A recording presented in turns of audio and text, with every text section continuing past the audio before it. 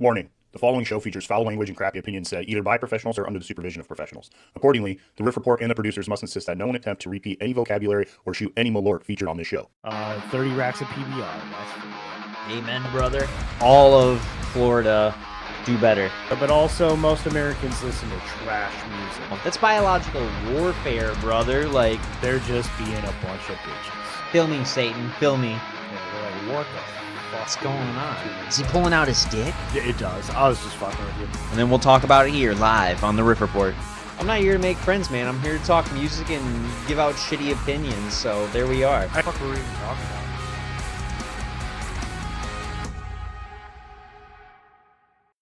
Welcome to the Riff Report, the loudest corner on the internet. I'm Tyler, I'm Ryan. and we're here to talk to you about all things punk, metal, alternative, anything loud, anything heavy. We got a lot of news for you guys this week, and I'm feeling so fucking healthy, dude. Yeah, there you go. Yeah, right. I'm feeling so healthy. My ear infection's gone. I can hear everything. I can hear it so clear. I got more energy. I feel great. You know what I mean? I don't know how you Oh, feel, yeah, I Ryan, love but I'm that. sure you feel great too. You know, you seem like it. I do feel pretty good, actually. Hell yeah. Let's see. We got a lot of tracks, a lot of drama, a lot of news, a lot of everything for you. A couple of sneak peeks. We're bringing up Quicksand today, Motionless in White, Brand of Sacrifice, Boundaries. I'm really excited. I think we're going to see them in September. You're right. Yes, it's going to be sick. Plus so many more, plus one we missed last week. We'll talk about it later. Let's see, band drama. We're talking about Sparta. Jack Osbourne is in the news. The Osbournes are really good about that. Silent Planet. Couple more. Let's see what we got going on for news. Converge, Limp Bizkit, Monolord. We've got it all. Plus our tracks of the week, plus tour announcements. Oh my God. Where's Billy Mays when you need him? Resting in peace. That's what. But yeah, let's Billy Mays. Right. Billy Mays here.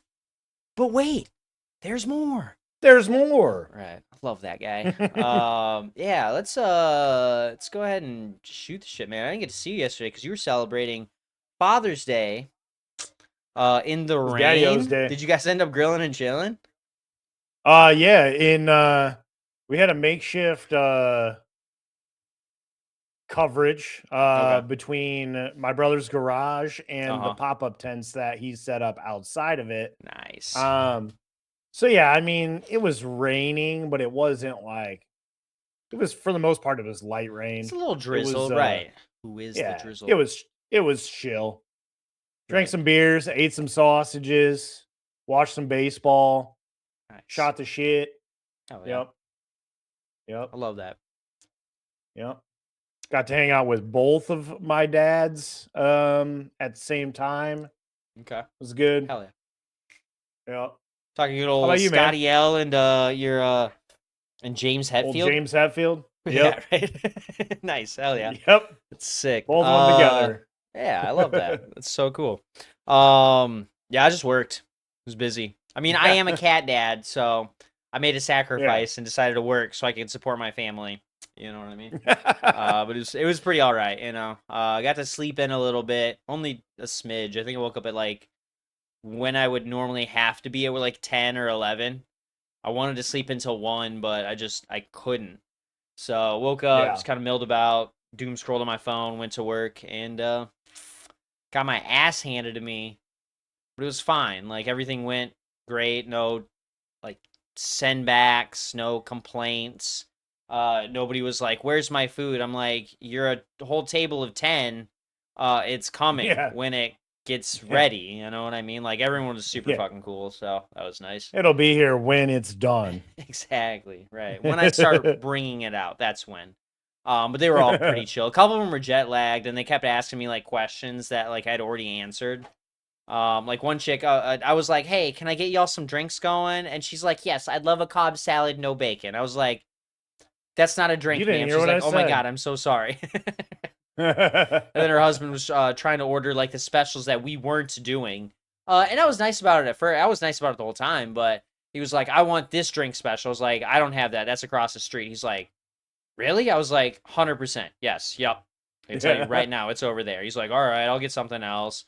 He got something else. And then when we got to food, he's like, I'll have the Father's Day special platter. I was like, you can get the regular platter because I don't have it over here. That's across the street, sir. He's like, oh, I just keep messing up. I was like, I'll just move along until you're ready to order, sir.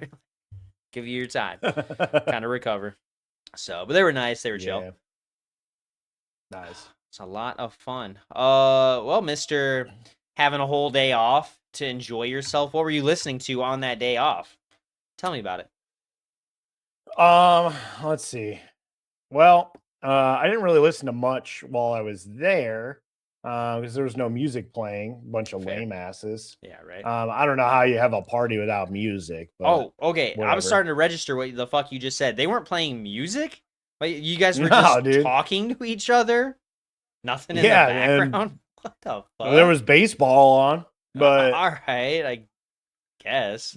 so yeah, baseball game and talking. Great time. Yeah, right. But on the way there, because it is about an hour-ish drive for me, Uh-huh. on the way there and on the way back, I did listen to some music, and I have still been obsessed with a couple 2-3 different albums. But one of them, which is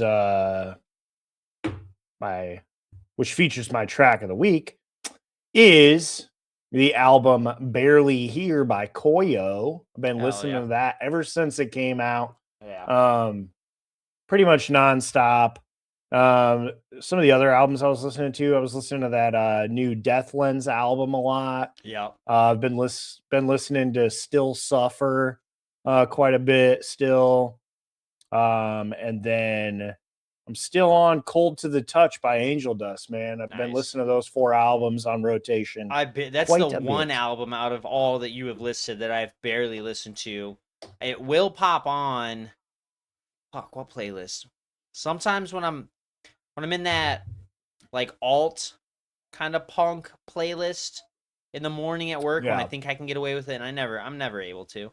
Angel Dust will pop on. I'm like, God, I want to keep listening to all these, but they're not gonna let me. Yeah. Someone's gonna complain. So Yep. I found a nice middle ground. But yeah, that's the only time I end up listening to Angel Dust. But I love the Deathlands album. Yeah. It's been a couple real weeks good. since I popped that one back on, but I really enjoyed that, so I should get back into that one. And Koyo, a little bit. I think Deathlands is the one I've been listening to the most out of that list. So Yeah. But yeah, my track of the week is, like I said, From Barely Here by Koyo. And that is the track Saying Verse Meaning, featuring Drain. hell yeah. It's just a good fucking, just a solid track. I don't know why my music stopped playing. What the hell is going on here? Oh, there we go. But yeah, it's a fucking good track. I mean, Right. the whole album is good. But the nice little Drain touch towards the end of the song just completes it. It's perfect. Yeah. Yeah, I'm listening to it right now, and this is one of the ones that really spoke to me when we were listening to it for the old Riff Rapport here. It's a Yeah. good track. And I know we've both been listening to Drain, especially since at least for me, since last week when we talked about that Drain cover. That's been a big one. I just didn't want to put it on my track of the week because we already chatted about it. Yeah. So I'm just gonna hold that one Yeah. close to me for now. So hell yeah, that was a good That's choice. fair. Yeah, So, thanks, man. How about you? What I know what you've been listening to, but why don't you tell our fine folks what you've been listening to? Yeah, so I don't know, like, so my at work versus at home stuff is obviously a little bit different. I mean, you come in on the opens and you hear my pre-open playlists and stuff, and it's always a little bit heavier. But yeah, and it's been, I don't know. I think this week I got out of my hardcore. I'm tired. All right, I played the game, I played the fool, I put on the act, put on the mask. You know what I mean? But kind of caught up to me this week, so I had to slow it down a little bit. Now I'm back to my bullshit. Plus. My brother had just he was texting us last week or the week before, and when we all discovered that Under Oath is going on tour for the fall. They're celebrating Define the Great Line's 20th anniversary this year, which is the moment I've been waiting for. Once I discovered bands were super into doing 20-year anniversaries for albums, this is the one I've been Put it waiting on your for. So we calendar. got tickets. We're gonna Yeah. go. I'm this close to. I noticed on their website because I just dropped like $150 on Under Oath merch yesterday. They have a VIP bundle for $150. You get a bunch of shit with it, plus a meet and greet with the band at any one of the shows. And I think that like okay, so the whole paywall meet and greet thing kind of sucks, in the grand scheme of things, whatever. We chatted about it before. But I thought it was cool that instead of putting like a little add-on through the venue when you're purchasing your ticket, you go to their website, you see all their merch, and then you see that, and then they just have a drop-down menu that lets you choose what venue you're going Which to, and day? then you just purchase it. You get all the stuff that's when it cool. ships, and then you can just go and do everything. Like, I thought that was kind of a cool concept. Like, it adds a little bit more personability. Plus, you can spend more money. So, like, it's capitalism at its finest, but it's for things you enjoy. I don't know. I thought it was cool. I haven't spent the money, and I don't think I will, but I would love to. But then it wouldn't be Yeah. fair because it's all three of us going, and then if one of us or two of us don't get to go, then you know what I mean. It didn't seem so. I didn't do it. If it makes you feel any better, I don't care. So I figured. I figured. That's chill. But anyways, so my track of the week is a song from Define the Great Line because it was the album that got me into Under Oath. It's the album that has held me down this entire fucking time since then till now. Grew up with it. Here we are 20 years later. I chose not a quite as popular song, but still a fucking banger. Returning Empty-Handed by Under Oath on Define the Great Line. My favorite part is the intro. Like, it's got a little bit of that kind of slow burn. Fuck, let me pull this up. But when once they get like towards the chorus and the bridge into the chorus, that not riff, but the way they play the music. I don't know the term for it. I'm not a music guy. I'm not a technical music guy. I'm a listening music guy. It just sounds so cool. Like, what the fuck is the lyric? Hold on. There, it's about a minute. Yeah, it's just the whole song. It's great. Just the switch overs. It's just the whole song. It's just so cool. I love that. And I can't stop listening to this whole album. So I just want to share that with y'all. To Find the Great Line, objectively, one of their best albums. And I will die on that hill. Yeah, that album, the guitars impressed me the most out of Right. anything.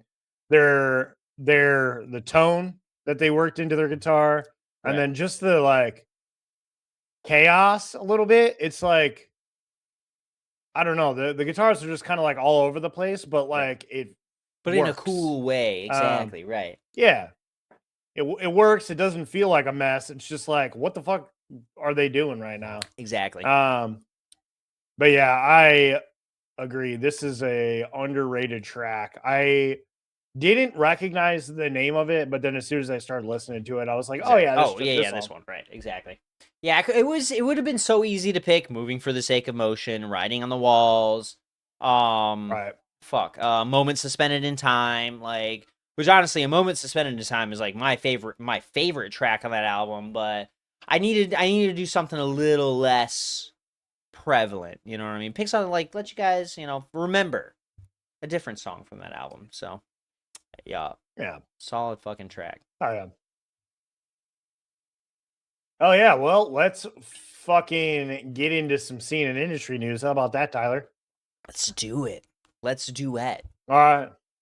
Let's do it. All right. Well, fucking for starters, it's time for your new release. New release. New release. Hell yeah. New releases are here, and there is quite a bit Yeah. this week. Right. A little light on the albums and EPs, but we got hella tracks for you to check out today. I'm kind of excited For about starters, that, honestly. yeah, I am too. You know, when we do this show, I find it very easy for me to listen and give my full analysis on tracks. Right. But when it comes to albums, that's just like It's a lot. it's a pretty big time. It's a time Sad. commitment. Right. And I don't know, my memory's not what it used to be, you know. So Right. I gotta listen to it a couple different times in order to remember what happened in what songs. Yeah. So here's very focused. Right. But to focus in on our first song, we got a new drop by a new favorite band of mine, Alt. These guys dropped a track called Omerta, and this will be on their sophomore album. These guys, Swedish prog metalcore band. They're getting ready to put out that album called Ataraxia, coming out on July 31st. So we got about a little over a month.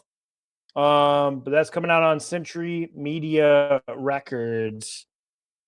And, you know, the main takeaway that I have for this song definitely matches their old music a hell of a lot more than it matches the last track that we got, Snowblind. Uh-huh.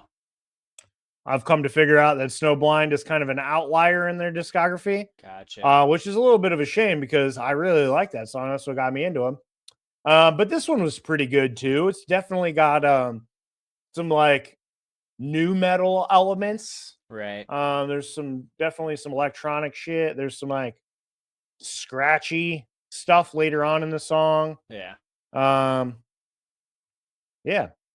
Overall, pretty good. What did you think of the track, Tyler? I liked it. Definitely, like you said, different than Snowblind, but I'm a little bit more in the camp of the heavier side. Like, I didn't dislike Snowblind at all. I thought it was a good track. It just wasn't what I was looking for at the time. But I'll be happy to see if they can like kind of intermix both of those elements in a new album, you know? Right. Fully. So I like a little balance, you know what I mean? You don't have to make the whole thing sound exactly the same. It doesn't all have to be heavy. Like, you know, there are a couple moments, you know, interspersed where you can bring things down, hype things back up. And even then, like their songs do that anyways. And I found that a lot in this track. Right. I did just discover that there's a video. And here's another video complaint for me this week live on the Riff Report. The black and white silhouette thing, it's tired, all right? Do something new. It's tired, all right? I'm not gonna lie. I didn't watch the video. I don't know what you're talking about. Okay. I'm not gonna go check it out right now. Whenever, either, so. yeah, just you'll see it and you'll be like, oh yeah, right. So, but it's not bad. It seems a little more higher production than some of the other videos we've been seeing. There was that track last week with the fucking the shotgun guy. I forgot the band. Yeah. What was that? It's right before I Stock Ablations by To the Grave. Yeah, that one was a little under budget, you know what I mean? This one had a better budget for sure. So but I did like that. I don't know, there's something about foreign metal that just it just hits just right. You know We've talked about it time and time again, man. Exactly. They know what they're doing. The foreigners, they know what they're doing. They celebrate all types of art. They get more, I guess not necessarily freedom, but I don't know, people support them more, I feel. So they kind of break the mold a little bit more, and it sounds great. So I was happy with this one. Maybe that's why Trump's trying to deport all the foreigners. Exactly, you know? Right. We can't be having all this good music here. That's what I'm right. How dare he? And people are gonna be fucking free thinkers and stuff. Right. No way. I can't have that. Nope. Just need a little ba with the ba. That's all you need to listen to, right? Yeah. I'm gonna be real. That reminds me. On Sunday when I was, are we doing this? Are we doing this now, bro? I definitely am. All You right. can Well, join me. yeah, I will because dude, we got ourselves hooked up the other day with a nice little bottle of some house-made Shorelort, dude. Yeah, this one's a fresh crack too. So Oh yeah. Nope. I did yeah, a you're number on halfway my through that bottle bottle. already, dude. You bought it 3 days ago, not even 2 days Ago. ago. Father's Day was Yeah, pretty good. Did you get your brothers Super to enjoy it with you? Or was that just you and I Brittany got being one. fiends? No, Brittany didn't have any of that. She doesn't want Oh, any part of gotcha. that. All right, all right. No, that was mainly just me. But I Oh, did shit. Hell yeah. I did share. There was a couple shots had. Good. All right, hell yeah. Well, before we get into this next one, let's do a little after hours dink and sink, dude. Ooh, Oh yeah. spicy. Spicy. All right. But yeah, pretty good track by Alt. Can't wait to see what else they put out. And Agreed. I'm excited for the whole album. I'll definitely be listening to it. Nice. Probably quite a bit. Hell yeah. All right, next up. I don't think you even noticed this, Tyler, when you divvied this up, but I got not one, but 2 tracks here by I'll let you have that brand one. I did of notice, but I'm gonna let you have that one. these are we told got you. 2 tracks dropped by Brand of Sacrifice. First track is Seeing Red. Second track is This Place Wasn't Meant for Us, which is the title track from their new album, I believe. Could be wrong. But this is their first new music since late 2023. So we're finally hearing from these guys again, which is pretty fucking cool. These guys are good. I don't listen to them a ton, but I have started a little bit. I've been hearing a little bit more about them lately, so it's caused me to turn them on. Seeing Red was really good. This place wasn't meant for us is kind of weird, but I like it. I don't know, it's just like kind of all over the place. There's a lot of like almost horror movie elements to it. Right. Um pretty drony at the beginning. I don't know if it picks up. Oh yeah, it does. About 2 minutes in, they let loose. With one of the sickest breakdowns I've heard Oh yeah. this week. But yeah, dude, fucking good shit. What do you think, Tyler? I'm pretty sure we talked about them recently. Did they have something Yeah, come out? Yeah, a little bit ago. I think there was Uh, news because yeah, this is their first shit that we're hearing since 2023. right. So Okay, I could have swore they had yeah, there was some news about it, right? I remember talking about because Dark Bloom came up. They did a collab with We Came as Romans, and I talked about that. yeah, But looking them up and getting a little more research done, I've discovered that their name comes from the brand of sacrifice from the manga Berserk, made by Mataru Ken Mataru, I believe. I could be okay. butchering that. And Jordan, if you're listening, I'm so sorry. I know you know I don't read Berserk, but that's fine. I appreciate it. So they're a bunch of fucking nerds. That's my point right now. Is they're a bunch of fucking Yeah. nerds, and I love that for them. Yep. But yeah, this is it's not completely my cup of tea. This is a genre I get into only every so often. Feeling a little mad, you know what I mean? I need to let loose a little bit, go take a fucking drive. Something pissed me off. This is what I would Yeah. listen to. But yeah, Seeing Red, I was pleasantly surprised by. Gave me some Lorna Shore vibes. You know what I mean? A lot, like you said, a lot of double bass, a lot of breakdowns. His voice sounds similar to Will's, you know, in the gutturals. I didn't get No. too far into this place wasn't meant for us. You got to hit that Let's do 2-minute mark, dude. I'm telling you, All right. that's where it's at. The start of the song is like just Right. kind of all over the place, but yeah, Fucking dude. That pig squeal, dude. Fucking Yeah. yeah. Yeah, this one's I'm not gonna say it's heavier, but it's definitely like it's got more gravity to it compared to Seeing Red. Oh yeah. It's yeah. two great tracks, you know what I mean? Yep. I'll have to see what's going on. I couldn't find anything about a new album. Okay. It's looking like it's just these singles for right now, so hopefully we get a lot of good feedback, a lot of kind of a lot of hype. people seeing this and hype, you know what I mean? To inspire them to do some more. So, and honestly, that's okay. So here's the thing: I don't like listening to like deathcore and shit like that. I guess just by myself because it kind of. I'm gonna say it like this, and I don't mean it in any sort of negative way, but I kind of feel like a loser listening to it just on my own, like, But my point is, I love seeing it live. That's what I like. If I'm gonna go see a deathcore band, something heavy, something fast, some shit like this, I want to see it live. I want to feel the music. You know what I mean? I want to see people fucking getting crazy in that fucking pit. Like I want to be a part of that. That's what I like about deathcore. So it's good. I'd rather be there live. You know what I mean? So we'll see if they get any more, if they start touring or anything. That's what I'm looking forward to, but I'd recommend it. For anyone who likes deathcore or anything like that, check them out. Check out these 2 new tracks. Yeah. I am a loser, and I drive around and I listen to deathcore on my own. You send me videos one of my all the favorite time. things I to know. Right. Yeah.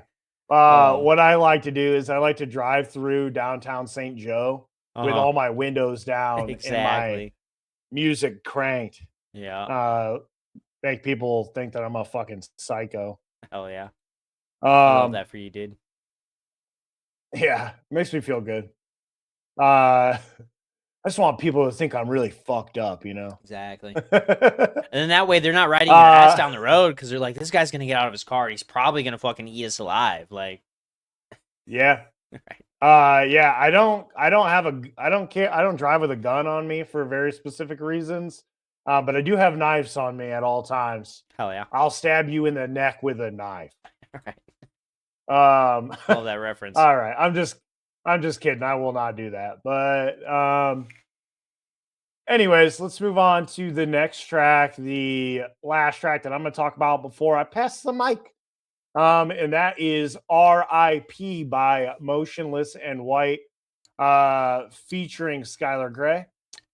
This single has been taken from the band's new album Decades, which will be out July 17th, so just a few weeks away, via Roadrunner Records.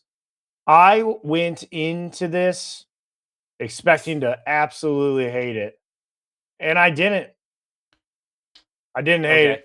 I knew you were waiting for it, but yeah, did you see that eye roll, dude? All right, yeah, sure.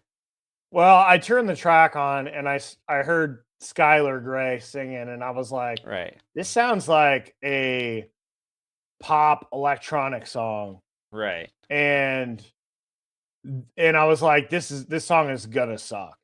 But then once the band and Chris kick in, I actually think the song is quite catchy, in my opinion. I didn't hate it. It's not as like cheesy as some of the other stuff that I've heard. I was gonna say I like this track a whole hell of a lot more than Playing God.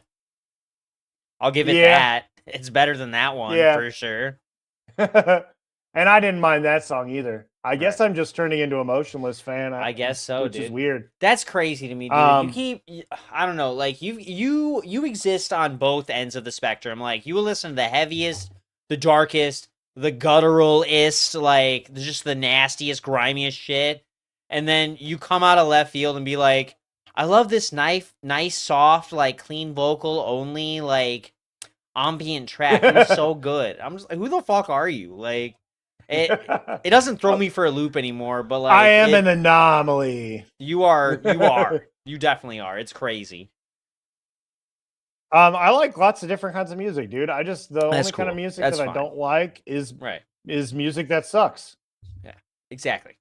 So yeah, you make a good song. I don't care what it is. If it's good and it's up my alley, I'll fucking like It's all it. right, I'm man. not I'm gonna the talk shit. metalcore guy around here, so I get it. There's songs that I'll get into, but I don't. Okay, so when it comes to Motionless, I loved Creatures. I loved Infamous.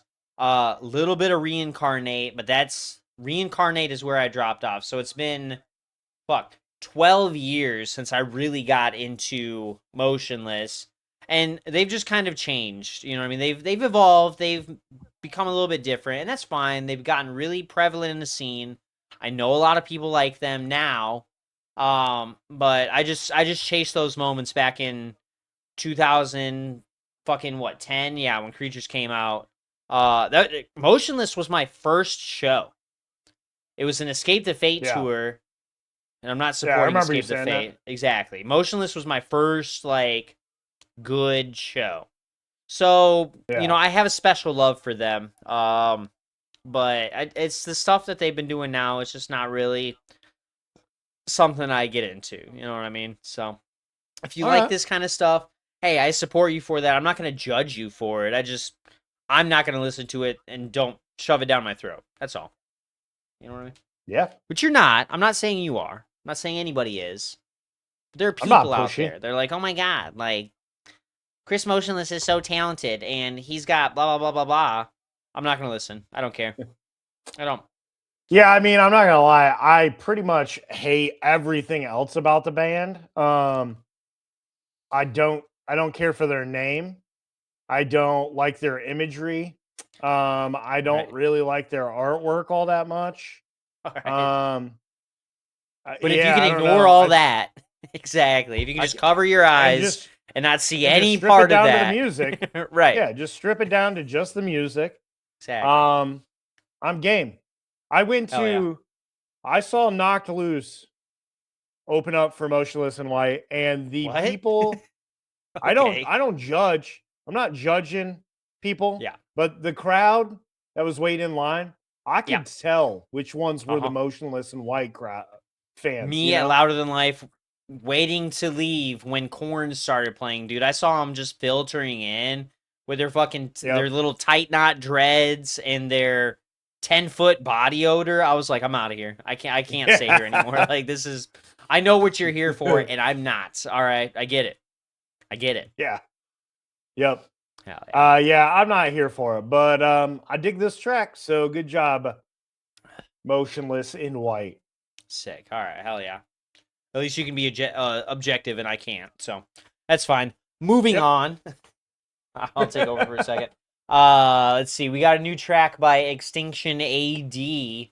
They Live, They Die. This is their 5th new single of the year, dude. That's like a little less than one single a month. Yeah. They have signed to M Theory Audio earlier this year. The vocalist Rick Jimenez described this track as grimy, heavy, thrashy, and shreddy. That's all you have to say, dude. That's exactly what it is. It's grimy, it's That is shreddy, exactly it's what it is. fast, it's fucking heavy, dude. It's got all the best parts of what we love around here at the Riff Report. It's a little bit longer for a thrashy kind of song. Clocks in at about 4 minutes 17 seconds, so you got a lot to listen to. Yeah. For all you hardcore ADHDers out there, you got to sit down and focus for a second, but you will not be Bear with us. disappointed. All right, just wait Yeah. it out, just listen to it. It's a great fucking song. So I gotta start popping these guys on my playlist more. It's a solid fucking track. So Yeah. Agreed. I fucking love this track a lot. And it technically the song probably would have been about 3 minutes and some change had they left out the minute-long guitar solo that just melts your fucking face away. exactly. But hey, it's not thrash metal without guitar solos, That's buddy. what I'm saying. Exactly. So hey, get into it. We got Do we got an album announced with this? I don't remember if we've talked about that. You know what? I don't know. I don't. I haven't seen. Okay. No, looks like they haven't Let's- announced anything, which is crazy because you just dropped 5 Oh. singles by fucking Yeah, that's- June, and you have no album. All right, Yeah, that's fine. They'll get like 12 singles in by December, and they're like, you know what? Here you go, just buy it on vinyl. It's a new album, like fucking whatever. Yeah. So it's crazy, but yeah, compared to what was it? Truth or Consequence was the first track I think we brought up here on the Riff Report. And then that last one was Center of Zero. Center of Zero. That was the track I was talking about with the fucking X-ray, the bones and the fucking, which isn't technically an X-ray thing, but it's like the inside of a body. And it's, I don't know. Maybe I can forgive them because it's not an X-ray sort of thing. Like there's dynamite in somebody's rib cage. It's kind of badass. Like I think That I'll is forgive pretty you dope. guys for that. And there's like a bug in the corner, like climbing Right. through the fucking rib cage or something. Exactly right. It's pretty cool. I actually like all of the artwork from all of these singles individually. Yeah. You had is that an ice pick in one of them, or is that a gun? That's a gun. In Thaw. Oh yeah, That's a looks straight like up a machine Right. gun. Then you got a nuke.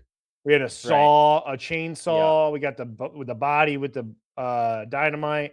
This one kind of has like this one is like a cross between. It reminds me It's of like an a Anthrax album, Right. but mixed with Tool. Yeah. That's fair. You know what I mean? Got that cut open skull. You can see the inner anatomy of the face. Yeah. Exactly. Pretty cool. Yeah, I like good their track, good I art. like their style. Hell yeah. Actually, dude, looking I'm at into it it, too. now, their album Faith Killer, that Uh-huh. art is dope. Oh shit. Yeah, get that on a poster, dude. Hell yeah. Yeah, dude, I would love that on a poster for sure. Right. Sick. Yeah, Culture of Violence was a little lazy, but everything else is pretty cool. Yeah. Sick. Hell yeah. Well, check them out. We got, I'm sure, more coming from these guys. Seems like they're just ripping, recording, and having a great time. So I love that for them. Let's see. Next track I got, we got the band Get the Shot. They released the song Feed Me to the Pigs. 30 to 50 feral hogs were involved in the making of this track. The track marks the Canadian metallic hardcore, outfit's second release since Matthew Donnie joined the band last spring. He played in From Dying Sons and First Fragment. This one was a heavy track as well. It's exactly what I expected from a song entitled "Feed Me to the Pigs." Yeah. Dude, it's it's heavy. It's guttural. It's right there in your fucking gut. They got the It's also perfect kind of on the long side, man. Right, yeah, another one, 4 minutes, 4 seconds. So, we've been getting these, kind of hardcore guys. They're not getting tired, dude. Yeah, they got a little more stamina now. You know, this new age. They're ready to fucking party and for the long run for sure. Hell yeah, which I kind of like. You know, as much as I love, old school thrash and hardcore and shit like that. Those quick songs. They get the point out, you go, and then you stop, and you got the next track. This gives them a little bit more freedom to kind of explore the music, get each kind of cool thing from the genre into the song. They got that fast pit moment. They got the breakdown.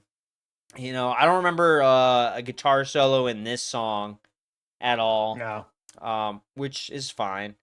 But they can do, the chants, they got a little bit of everything in these songs now, and I definitely enjoy that. So, coming from a guy who was like heavily into drone, doom, stoner, right, fuzz shit, and having those like 8, 10, 13-minute songs. Right. And then also, I mean, I played in a band like that. And you know, we utilized playing a riff more than just your typical 2 to 4 times and then switch. Where Right. sometimes you're playing that riff for fucking 10, 14 bars, just jamming it, just Exactly. getting into it, just Right. jamming. And that's one of the things that I think thrash metal, I mean, I know it's way more tiring to fucking play what they're playing Right. longer, but Exactly. dude, you get some fucking thrash riffs that I feel like they come and they're gone faster than you got to enjoy them. You're like, oh my God, that's a sick riff. And then it's shit. gone. And then it's exactly on the next part. And Exactly. it never comes back. You know. So, and then you look like a So, fucking weirdo for listening to the song 8-10 times to get the same Yeah. amount of listenability out of a Sleep or an Elder or, you know, a Sun track that lasts 8 times as long. You know what I mean? So you can get that one song Yeah. off and be like, all right, I'm satisfied. But with these thrash, you got to listen to it 3, 4, 5, 6 times and be like, okay, now I'm good. well, maybe that's good for business, man. Maybe you get more More plays. clicks. You know what I mean? Yep. Exactly, which is an unfortunate side effect of the streaming business. But hey, I'm not here to judge. I actually am here to judge. That fucking sucks. Just pay artists Yeah. what they're owed. Yeah, right. You know what I mean? That's all I have to say. So, Right. all right, we're not really bringing it down that much, but just a little bit. We got a new track from Quicksand. It's been a couple weeks since we talked about them. The song is Yep. called I was gonna do some sunglasses, but I couldn't do it. Cool guy, dude. Just fucking just being a cool guy over here. Oh yeah. It's real cool. Right, exactly. That's the one thing I missed about cigarettes was how just cool I How felt. cool you know what I look? mean? Just post it Yeah. up, just fucking Yep. dragging on the cigarette. Dude, Yep. what's up? I don't know. The Yep. rasp you get right after a draw.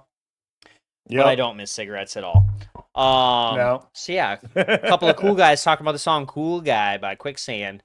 Let's see, post-hardcore purveyors Quicksand. I've shared the latest single from their forthcoming album, "Bring On the Psychics," which will arrive on July 17th through Equal Vision Records. Great recording company. The new song and its Jesse Corman directed music video are available on YouTube. Quicksand has explained with this track. Cool Guy is like an OG hardcore diss track, like Small Man Big Mouth by Minor Threat or Hypocrite by Negative Approach. 2 great tracks. Sometimes you just got to get those negative emotions out, dude. So they're doing diss tracks, dude. Sick. He's talking shit about somebody who thinks that they're a cool guy. That they're a cool guy, exactly. Oh, you're a fucking cool guy? Oh, you're a cool guy, huh? Yeah, exactly. Yeah, we'll see. I did Yeah. not check out this video, so I don't know what's going on with it, but great I track, also honestly. I don't remember if I checked this video out or not. Guy. I'm pretty sure I did, Okay. but I don't know. Oh yeah. Yeah. I really like the track though. Yeah, I was gonna say that. Yeah, it was a good track. Oh, I did just watch found this the video. video. Yeah. Yep. I did watch it. It's pretty on par with their other videos that they put out in this single run. It doesn't have much of a story. It's just a band playing in a cool room. Exactly. Through a filter and some cool effects. Yep. Exactly. Yep. Maybe, I don't know. They're singing into a mirror, so maybe he's dissing himself. He's like, oh, think you're a cool guy, Think right? he's the Just 'cause cool guy? You've been around for a Yeah. while. Like, maybe he's trying to, Tearing like, that ego down, man. that's what I'm saying. Exactly. Yeah, he's having an ego death right now. Which, you know, I don't know. It's good for the soul sometimes. Just fucking break that ego and fucking see what's around you. You know what I mean? Understand that you're not at the top, but you can always strive for it. Yep. You know? So, Yep. but yeah, good. Or maybe you realize that the top's not even the best. Exactly. Right. Yeah, the more I listen to these guys, the more I fall in love with them. Like I wish I would have discovered them sooner, but hey man, that's fine. Took me 20 years to discover Converge. It's another little Yeah. bit to discover Quicksand, you know what I mean? So Yeah. yeah, this kind of brings me back to like just it's kind of grungy, a little more rocky than it is metal. Yeah. But a little, not as hard. Post-hardcore, it's perfect. You know what I mean? That's a perfect thing to say about it. It's good. I like it. I feel like every time we bring up a track by Quicksand, I'm like, oh, I gotta listen to these guys. And then the next time we talk about it, I'm like, I gotta listen to more of these guys. So yeah, I definitely gotta pop some more. Now maybe it'll Quicksand on. stick. That's what I'm saying, especially because cool guy, dude. I'm a cool guy. I'll listen to it. Yeah, I was actually listening to some Quicksand this weekend myself. Nice. I was listening to their two albums from the 90s. I like those a lot. Uh-huh. Real good.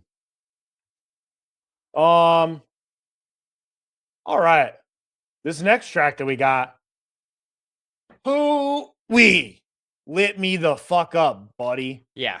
We got Rehearsed by Throne, the Swedish new metalcore outfits Buster Oldham, Odholm.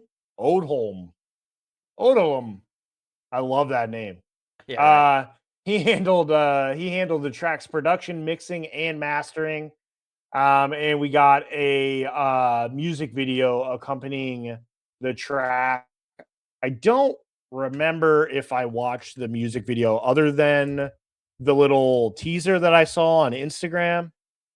I don't think I did, but I have listened to this song probably about 24 times since it came out. I fucking love it, dude. It is hype as fuck. Yeah, I'll give you that. I'm watching the video right now. It's just them in a room. It's like red and white, and they keep bouncing between. Yeah, I'm surprised with this new metalcore. I mean, I kind of see that, but I feel like they kind of veer more towards that kind of hardcore side. But I guess that would be like the new kind of part. Like, it's got that kind of hip hop influence. A little boom bap kind of deal. Some of that hardcore stuff has exactly as well. Right. Yeah, it was a solid fucking track. Just as soon as I popped it on, dude, I'm fucking bobbing to it, dude. It was fucking awesome. So I've been loving Throne since I think we first started talking about them a couple years ago back at Kingfisher when we really Yeah, it was when you were still like hashing out, okay, what are you into? All right, I like these guys, and it was just fucking, it was a great time. And here, look at us now, dude. Like 3 years later. Who would have thought? That's what I'm saying. Who'd have thought? Right. So this was a solid fucking track. We didn't even know if we were friends yet. That's what I'm saying, exactly. Yeah, I fucking love it. I love Throne. I can't wait for them to put out more. Right. Which I haven't heard anything about anymore being expected. So I think this was just a nice little nugget that we got thrown. Thrown. Their last album came out in 24. So it's about goddamn time, guys. Right, exactly. Come on. This is your window here. Yeah, we got a single, Split. I'm pretty sure we brought that up. And then whatever we had, Excessive Guilt. Yep, at 24. So. Yep. We will see. So yeah, I crave more. Right. Next up, this changes the needle a little bit. We're flip-flopping here. We went from extreme, and now we're chilling out for a second. We got a new track called Lucid Love by Holding Absence. They have premiered this track with an anime-inspired music video. The track will appear on the Welsh post-hardcore band's upcoming album Modern Life is Lonely, coming out August 28th on their new home label, Sumerian Records. These guys don't really strike me as Sumerian band, but they're very good. Yeah. They're for being a lighter band. They kind of remind me of like the lighter sides of like Periphery, kind of like a little bit of like some like Varials, that kind of shit. Right. They're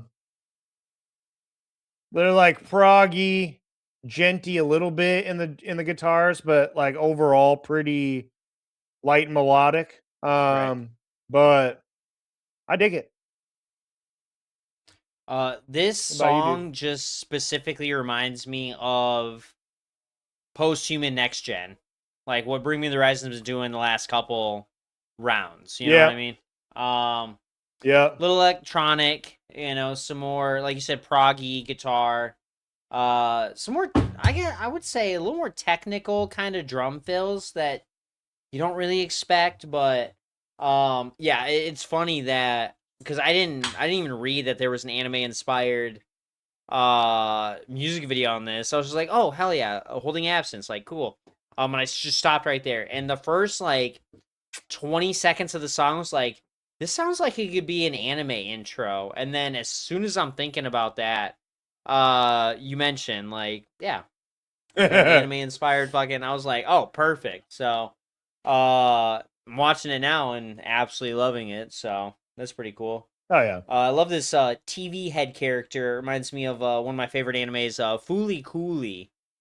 For all you nerds out there, this is probably for this Western audience. What a lot of people had gotten into because it was a Toonami classic, like Adult Swim, that sort of thing. So Yeah. it was one of the first animes I'd seen, and I love it. So yeah.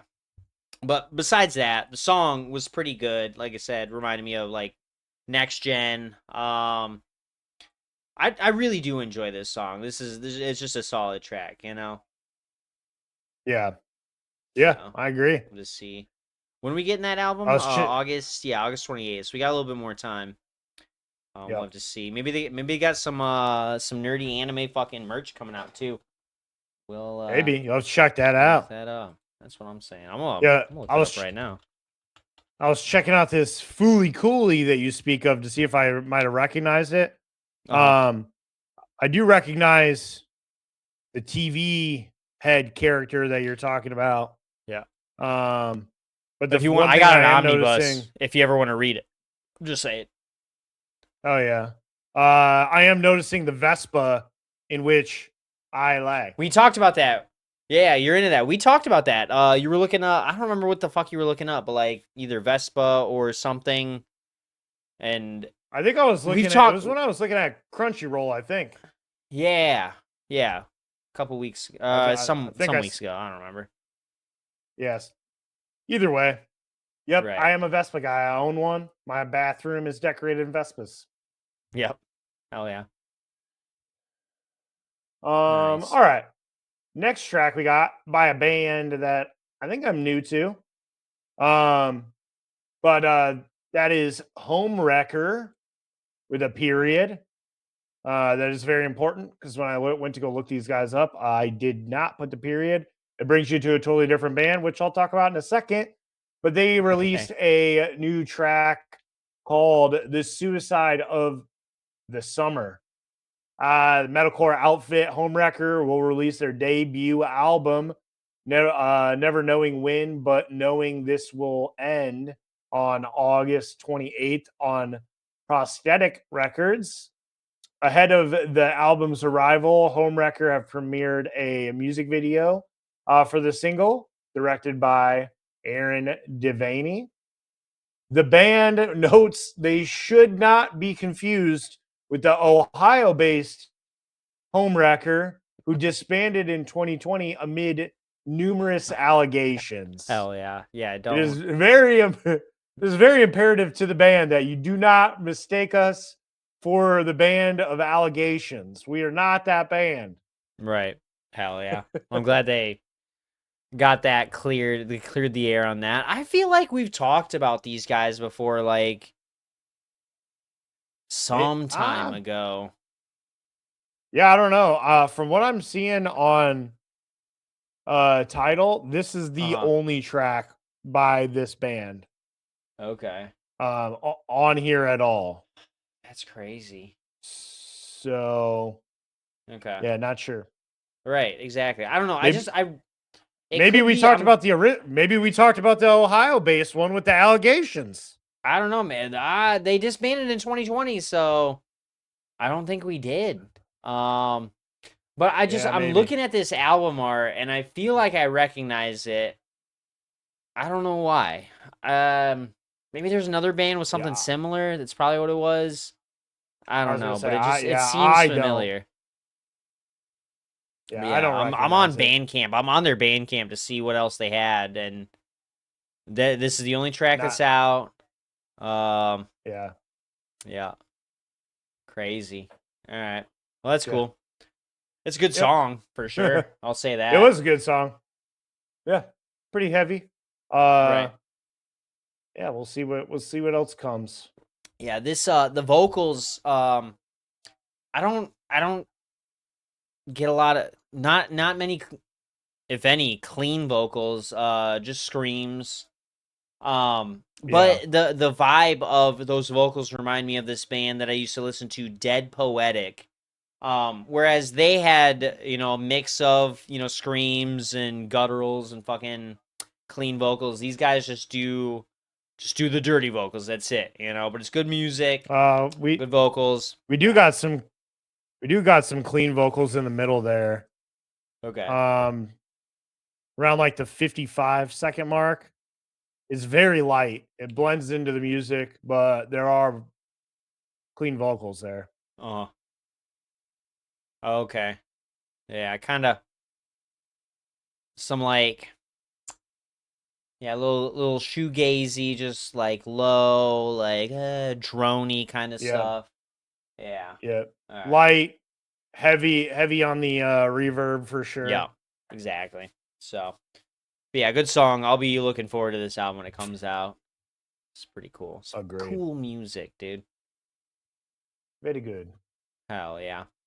All right, I'm going to take over from you so we can get through these tracks. Let's see. I got a track from Poison the Preacher. Never heard of these guys, but I love the feature that we're about to mention.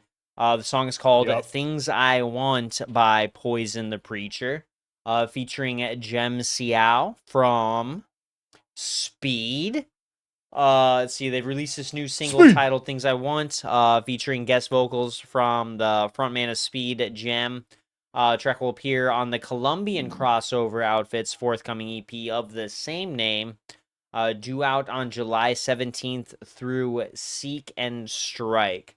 I love this full circle moment for a second. I'm going to go on a tangent. I was in the shower sometime last week, and I'm listening to music. I had my Guilt Trip playlist going, and I heard this song come on. A cat was hanging out with me, and I was like, Cat, as I'm listening to the track, I was like, Cat, I want you to look at the band, but don't tell me who it is. And she's like, okay. I was like, is this Speed? And she's like, yeah, how did you know? I was like, it was the flute. That's how I knew. Yep. So I'm pretty proud of myself for that. I was like, oh, fuck yeah, dude. Oh yeah. But yeah, solid fucking track. You should have said, "'Cause I'm a hardcore guy now, Cat." Oh, trust me, she's heard that a bunch. She's like, "Why are you just being so aggressive?" I was like, "I'm a hardcore now, baby." Like, sorry, we were having some chat about something, and I don't remember who or what I was complaining about, but I did one of these real quick because that's been like my move recently. You know what I mean? I did one of those, and she's like, "Whoa, you're different now. Like, I don't think I like this." I was like, I'm just a new person. Like, I think I've evolved a little bit. Like, it's no big deal, but like I was also talking about earlier in the episode, I need to I calm down a little bit as well. It's I got to ease into it a little bit, or I need to form the chrysalis and let my body kind of get used to that. So just to jump right in, I was like, only be able to handle it. I was like, you're like fucking Peter Griffin going through a phase where he's the Fonz or some shit. Exactly right. Yeah, I'm a hardcore guy now, Lois. All right, leave me alone. Fucking. Leave me alone. Ah! Yeah, right. This is who I am. All right, I'll never turn my back on hardcore. And then a week later, you're just back to normal old Tyler. That's what I'm saying. I'm like, yeah, fucking. Yeah. Wasn't fit for a king They're like, again. well, that was fucking fun. Under oath, right? Oh, hey, do you guys remember Devil Wears Prada's new album, Flowers, bro? Such a great album. Oh, Exactly. Yeah. Oh, yeah. I'm back, dude. I told you, fucking. I got somebody else. I was like, don't let anybody tell you different. All right. It's a great fucking album. All right. Yeah. So, but back to business. Back to business. Things I Want featuring Gem. Good track. It's got group chants in there. They got a couple of slow breakdown kind of moments, dude. Those like bops. I love the single art for this. Poison the Speed. Things I Want. It's fucking awesome, dude. They got a bunch of just tough ass fucking pictures of everybody. Dude, actually, you got to go check out the music video for this right now. Oh yeah. Oh, there's a music video. Fuck. Yeah, it's so awesome. All right, where are we at? Things I Want. Preacher. All right. It's There so we go. awesome, dude. Hell yeah. All right, yeah. Waking up to the alarm. About to cook some breakfast. Walking through the street. I'd skip ahead a little bit. Oh, shit! They're moshing on the fucking train, dude. Yeah, or the dude. bus. Right. Yeah, they're They getting got it. some BMX going. Yeah, this is an awesome fucking video. I love this, dude. This looks like their friend shot it real quick, you know, as they're going through, I don't know, fucking Ohio or something. Yeah. It's got to be they're from Colombia, right? Yes. Yeah, so yeah, somewhere There's- in Colombia, right? If this Where's is what Speed Colombia's from? like, dude. That's what I'm saying. Speed is from Speed is from Australia. Oh, okay, gotcha. All right, so yeah, this is what we're gonna do. This is the plan. So we're gonna keep taking shots of Aguardiente with Miguel. We're Yeah. just gonna keep ripping shots, get him drunk enough, you know, and be like, all right, when are you going to Colombia next? And I'll be like, oh, da da da, and we're gonna be like, okay. He'll be like, never, because if I go home, then I can't come You back. can't come back. Exactly right. Okay, but anyways, the hypothetical in a perfect world, you know, Trump's not Yeah. our president. Fucking everybody else in the cabinet is not in the fucking cabinet. You know, we got a cool president. You know what I mean? He's like, you know what? You want to go to Colombia? You want to come back? Hey, man, let's chill. Do it. We go out to Colombia. And then we're just there. And then yeah, we catch a show with Poison the And Preacher. then we never come back. Yeah, and then we never come back. Exactly right, because it's fucking, you know. It would But have in been this best hypothetical, if, we got a cool president. I'm just saying. So maybe we come back. I'm just throwing it out there. Yeah, You know? It's maybe. hypothetical. So yeah, the time to go would have been when Miguel still owned his lime farm. I tried telling him multiple times. I was like, "Hey, man." oh, is that not a thing you anymore? just give- I haven't talked to him about it. He hasn't... No, he sold the farm. Oh, But okay. yeah, him and his brother, they just do not work well They were together. like, nah, we're This- good. We're good. Yeah, especially when Miguel is all the way the fuck over here, and his brother can Right. just do whatever the fuck he wants anyway. Right. Exactly. But yeah, I told him, I was like, "Hey, man, I'll go work on your lime farm. Just give me a place to sleep and guarantee me food. I'm good." Right. Exactly. No, man, we'll just find all the old trees. This is the idea. So we'll find like the old, decrepit, but not like rotted trees, the things that they're just gonna get rid of so they can get a new yield. We're gonna cut that down. We're gonna make boards out of them. We're gonna build our own fucking little Riff Report shack, and then we'll just be on the lime farm, and it'll be great. And then we'll record Hell from yeah. there with a better version of Starlink that has better. Yeah, you know what I mean. It'll be It's fun. not It'll owned be by good. a fucking Nazi. Exactly right. Yeah, dude. I don't know if you ever seen pictures of that lime farm, but it is I in the did. mountains and it is beautiful, dude. That I know. Gorgeous. Yeah, I have seen pictures of it, but we haven't talked about it in like 4 months. I think this was like slow season, like January. He's like, dude, look at this. I'm like, oh, sick. You own a fucking lime farm, dude? What are you doing out here? And he's like, oh, you think I'm making money on this thing? I was like, no, I don't think you are. So Yeah. he was like, that's why I'm here. Like, I was like, oh, okay. I was like, I'm so glad to have you, dude. Like, that's cool. I'm glad you're here. Yeah. So yeah, it was pretty funny. I just didn't know. I know you guys, him and Jimmy Dean were talking about some shit the other day, and I wasn't gonna get in the middle of all that. So I just continued working and moved along. So Smart. yeah, right. I learned my lesson. Hell yeah. Well, it was a good track. I'm definitely gonna be looking for more from these guys. So, and then Oh, yeah. once again, just picking speed out of a lineup when I'm listening to them, a playlist lineup, and be like, oh, hardcore flute, speed, Yep. gonna be awesome. All right, we got let's see, we got another track. What is this, like 3 or 4 from these guys that we've talked about? The band is I think it's Boundaries. Mentioned them earlier. The song is called "May This Pain Never Leave." Third new single. For their upcoming album, Yearning the Unbeautiful After, releasing pretty soon, July 17th, via Sumerian Records, their new label. Hard fucking track, tough as shit. A lot of different, I'm not gonna say genres, but a lot of kind of elements molded into one song. I've been liking everything from these guys. They got some good clean vocals, some heavy fucking love these guys. breakdowns. Yeah, they're fucking awesome. So wish I would have found them sooner, but that's fine. Here we are, loving the fuck. It does. out of them. It always does surprise me when their clean vocals kick in because they're like so pretty. They're like Right. very metalcore pretty, but Exactly. like this screamer, like I think I described this dude's vocals as hawking a loogie while you're like clearing your throat while you're, Exactly. Yep. It's just so nasty, but Yep. it's just such a difference between the two. Right. But somehow they managed to make it work. And dude, I fucking love these guys. This is one of my new favorite bands of this time frame. Definitely give you that one. So, I love the fact for them that they found a better mixer, because anything I've heard of now has been nice and clean, cut, just good responses from me, to my ears. And I'm excited to see these guys. That's for sure. I don't know much about that other band, Super Heaven, I think. They're very good as well. Yeah, I'm just glad that we've got a higher ratio of bands we like in this show. Plus it was free for us, so who gives a shit? I'm not here to complain. So it's cool. No, I like every single band playing, so I'm excited for the whole thing. Exactly. Yeah. And the fact that we get to go back to the salt shed again, so it's gonna be great. Love the salt shed. Sharpie's Pizza. And shout out to Sharpie's Pizza. We're coming for that beef, boy. Coming for you guys.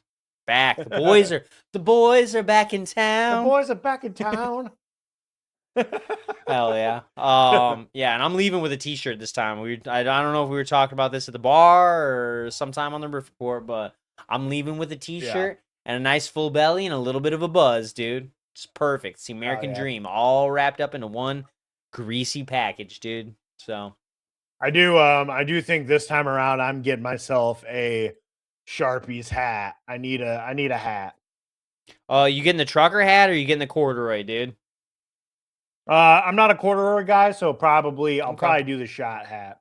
Hell yeah. Sick. Although I'll do a shot with you. That's fine. Yeah. I just won't get that. Yeah, it'll be great. Hell yeah. I'm just like, hoping Josh hey gets guys, to show how up. about Right. Josh? Yeah. Yeah. Oh yeah. We'll see. I'm trying. I'm chipping at him little by little. Hell yeah. Sick. We'll do my part.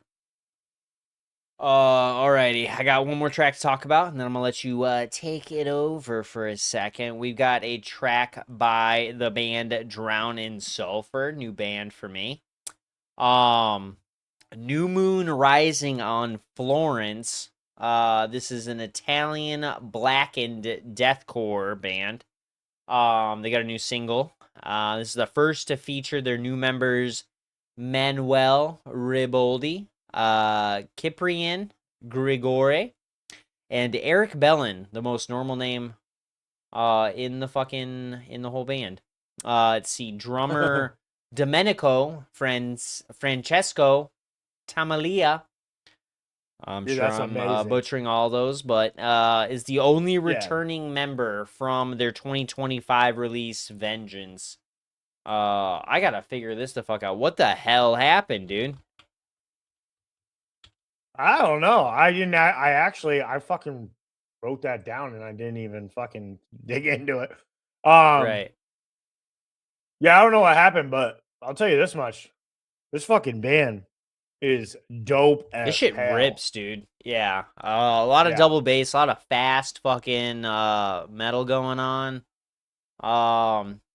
Just some grimy, just guttural fucking powerful vocals. Talked about it before. I'm gonna mention it again. It's foreign metal, dude. It's different, but it's not even different. It's good. Like, it's different for us as Western guys, as people from the US, where things get a little more, I don't know, cookie cutter or whatever. You don't really get people breaking through the genre, working out of the box. But these guys just fucking slaps, dude. Yeah.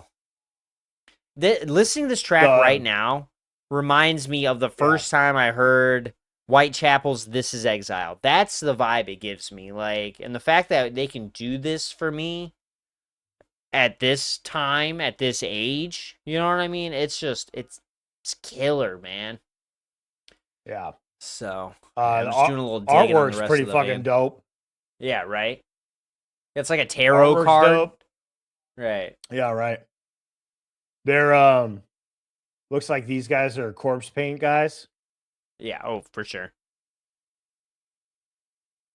which See if I can find. I'm not against, but I personally Right. couldn't do it, dude. We lost our shit just doing it for one day. For an episode. I couldn't do it every Are they show, corpse you know what I paint mean? guys? Because I'm not seeing any. On I'm not Google seeing Images, pictures. when I look, I'm getting multiple. I mean, I'm Alright, I'm getting on. some non-corpse paint pictures, and I'm Uh-huh. getting some corpse paint pictures. Okay. So I don't know. Unless there's two Drown in Sulfur bands.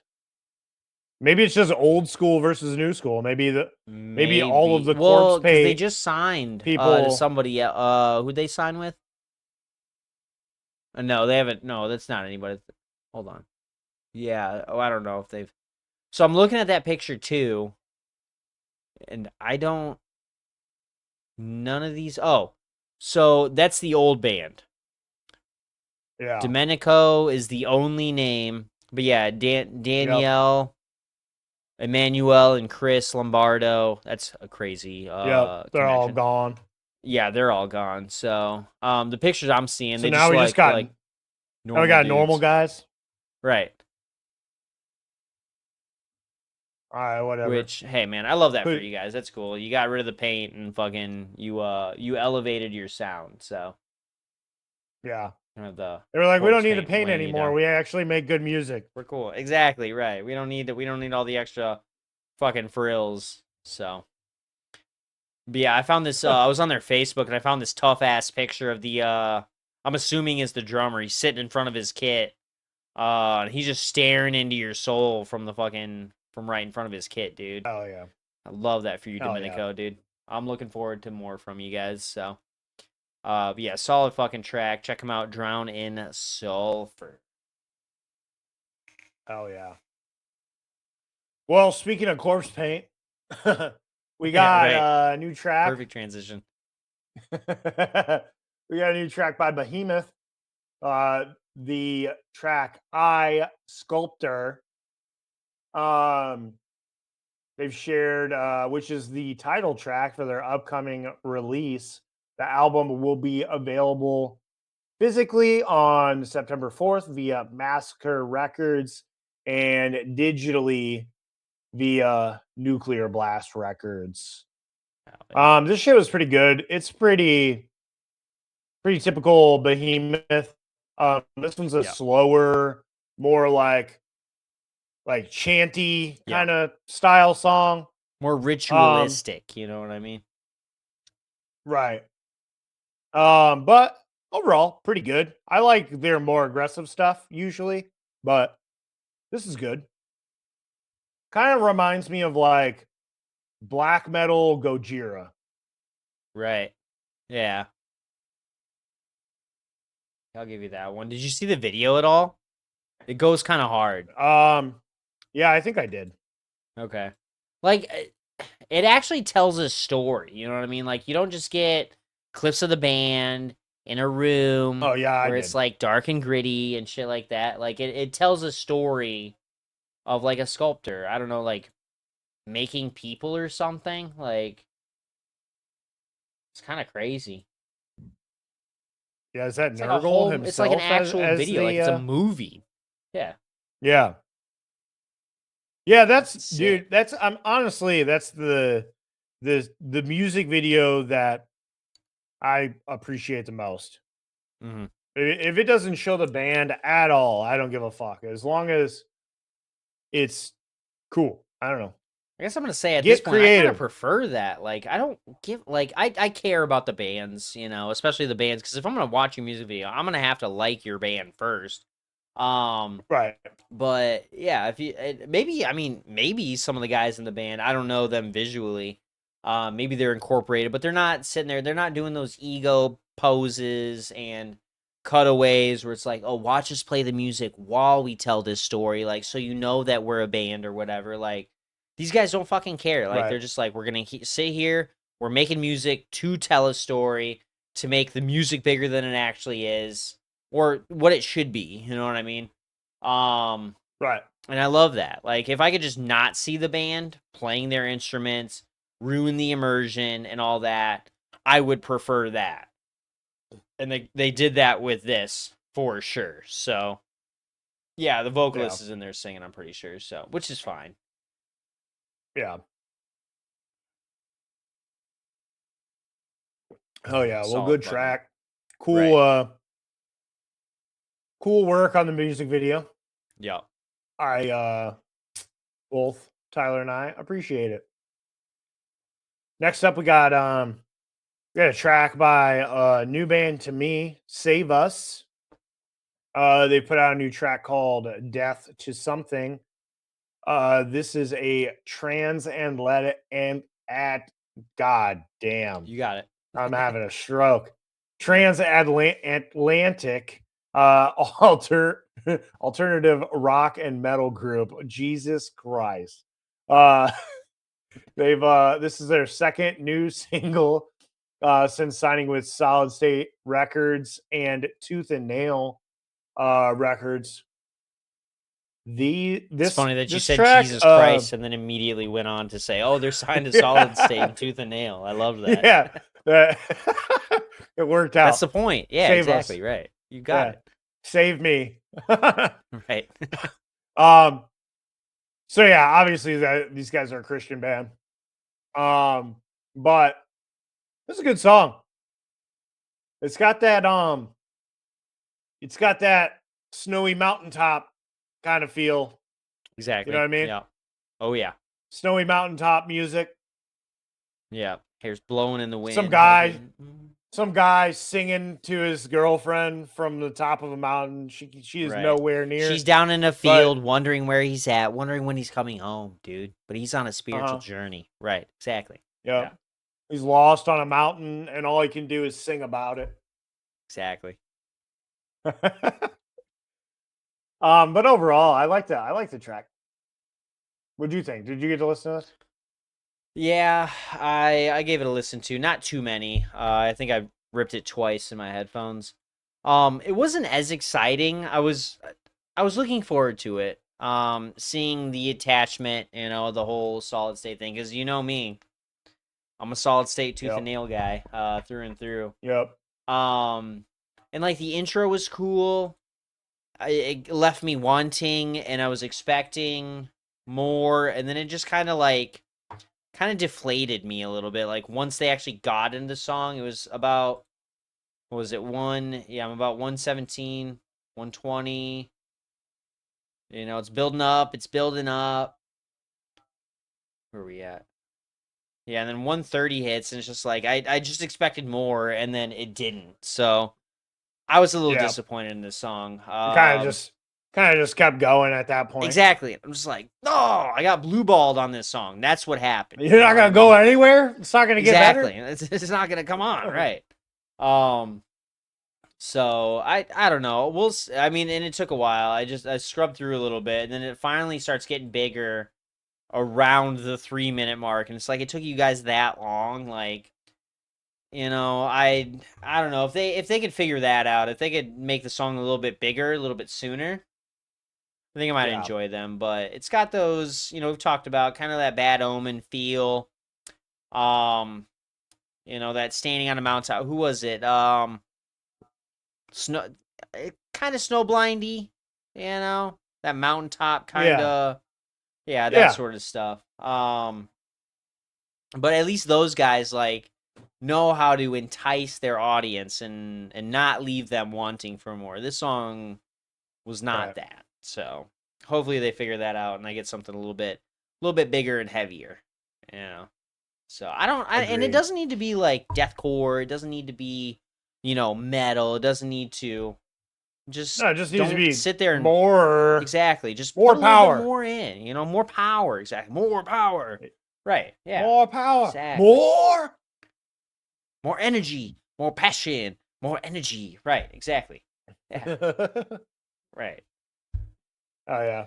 So. All right. Well, last track for me. We got a new song by Beartooth, called Bullshit, which I'm pretty sure we're gonna elaborate a little bit more on the situation a little bit later on in the episode, so I won't give too much away right now. But they they released this new single from the band's upcoming album Pure Ecstasy, coming out August 28th on Fearless Records. This one, I'm gonna say, like, I've never been a Beartooth fan. I've never really been into them. I'm pretty sure I've seen a set of theirs one time at a show, but I don't really recall too much. It must have been pretty early in the band. But you know what? I don't hate what he does. He's got some good elements to his shit, but it's really not up my alley. There's a lot of really cool guitar riffs in here. Right.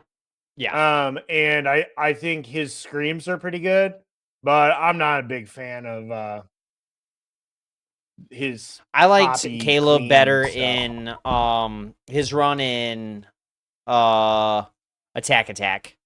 As much as I preferred the oh fuck, what am I thinking of his name right now?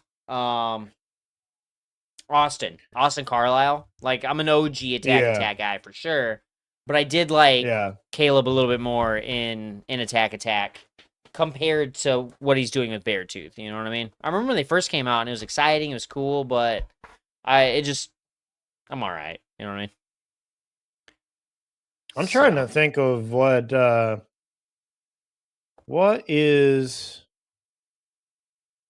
who the fuck was on vocals? Oh, it was Caleb.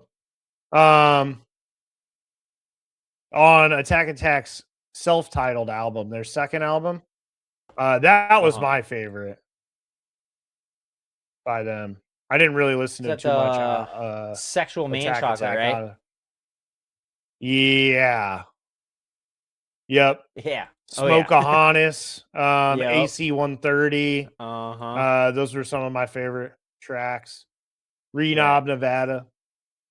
Yeah, that's really the only Attack that I really listened to. The stuff before that, I wasn't into the stickly crabcore shit.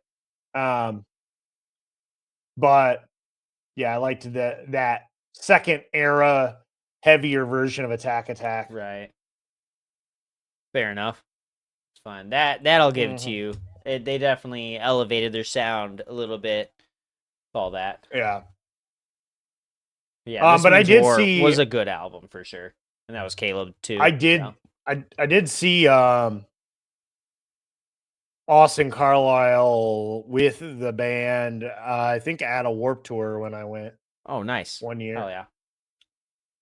It was definitely when they first came out, when they were still just crab corning it up like a motherfucker, dude. Exactly. Yeah. In their yeah. in their girl jeans and their Hey, man. eyeliner. Calm down. What do you All get? right. Watch it. It wasn't a phase. It was a lifestyle, Mom. It's a lifestyle. All right. Come on. No, thankfully they just made jeans that look like chick jeans for us to buy, so we don't have to feel Exactly. bad, you know. All right. All right. All right. That's fair. All right. All right. Cool. Cool. Nice. But yeah, but yeah, it was a fine song. I won't be going back to it. Right. Same. Honestly. All right. Now this we will definitely be returning to time and time Yeah. again. I've been Yes. falling in love with these guys more and more. We got the song Slowly Turning Blue by No Cure. It's a band from Birmingham, Alabama. I believe the home of Furnace Fest as well. No Cure, their latest single from their upcoming album, It Is Going to Get Dark. This will be releasing on July 10th via Sharp Tone Records. It's heavy, it's in your face. It's a powerful fucking song. I've just been, I don't know. I was looking up. I love this song. I love their music. I love their imagery. I can't find any good merch from these guys. I'm not a fan of the stuff they've been releasing recently, leading up to this album. And as a guy with double income, no kids, that makes me sad, dude. I'd love to give you my you be money. spending money. Bro. Yeah, I did. So I was telling you about the Underoath shit. Not only did I purchase that, I spent $140 on a t-shirt, a hoodie, and one of the records. I decided to opt for the OG album art. It's a gold and black splatter. Looks fucking sick. Hell yeah. I also spent like $60 on August Burns Red merch. I think on Friday, I want to say, or Thursday night when I got paid because it was Juneteenth. So thanks federal holidays. Yeah, hell yeah. I got an ABR PBR shirt and a mystery shirt. So we'll see what's up. Oh. But yeah, this song, Slowly Turning Blue, it's awesome. I can't wait to see. I'm gonna end up buying the vinyl from this. I don't have any issues with that. But I want like a shirt, like a hoodie or like a long sleeve or something to go with it, and I just can't find anything that I like. So it makes me sad. That's a shame. Yeah, it's all right. Whatever. If that's the worst of my issues in life, then I think I'm doing pretty all right. So. Yeah, right. Oh no, the band didn't have a shirt for me to spend $35 on. Right, Oh no. man. Right. Used to be a piece of shit, all right? Yeah, so the hoodie is fucking sick. And it's only $50. But if they could do the stuff on the hoodie, just like that, they got the knife, that brass knuckle knife. If they could just do that on a t-shirt, that'd be great. But I understand. Nope. Why they're doing it. That's fine. Oh, they also got a cassette coming out with it too. It's fucking $11, dude. Might pick that up while I'm at it. That's not bad. That's what I'm saying. So, I don't know if you talked about. What did you think of the track? What do you think of these guys? I don't know if I talked about it at all either. Yeah. Sorry. Yeah, I kind of bogarted the mic. No, Oops. yeah. I do really I do like these guys a lot. The track was good. Whatever you said, dude. Whatever you said. Hell yeah. Alrighty. You know, I kind of I don't mind yeah. I don't mind their Dead or Dying tee. Mm-hmm. Oh, dude, the Scared to Death one's pretty fucking cool too. Or Scared. I don't know. think Yeah, I it's don't like the pretty old dope, English but text. yeah, I'm not a fan of that. If they didn't do Oh. that on the back, if they did a different text, I'd be fine. I'll probably end up getting the Dead or Yeah. Dying shirt. Out of anything on there, I do like that one. So yeah, that one's pretty sweet. The fucking dude, the dragon hoodie. You see that? Down low. You gotta scroll farther. oh shit. Okay. Dude, that's they got dope. they got a shadow long sleeve? That's pretty sick. Yes. Um I see that. That's pretty sweet. Dude, I like that No Cure, the white one, the No Cure Birmingham straight edge. That's a pretty dope shirt. That's pretty typical hardcore. That's right. very nostalgic. Yeah, I don't Trying- mind their merch as much as you Right. do. All right. Well, I guess I'm just picky. Sorry. Yeah. I guess you are. You know what Oh, these that guys need? t-shirt, They don't The have dragon shirt is cool, Yeah. but they don't have it in large, so I guess I'm fucked. All right. the dragon Thanks. shirt is cool. These guys need a baseball jersey, dude. Or not a baseball Yeah. jersey, a basketball jersey, dude. Right. What are you doing? Right. All right, anyway. Hell Enough yeah. talking about that. Yeah. All right. Let's move. Next song. Next. Next. We got a track by. Let's go. Fuck. Quit distracting me. We got a song by One Line Drawing. The song is called "This." This is a warning, dude. Let's see. This is a long running project from Far's vocalist Jonah Matranga. It'll be releasing a new album titled Rainbow Machine on September 18th through Iodine Recordings. Let me get back to it. It's kind of cool. It's got some I I'll like say this. some like I like the song. post-punk vibes, you know what I mean? It's lighter it's the lightest song I think on this entire fucking list. Yeah, probably.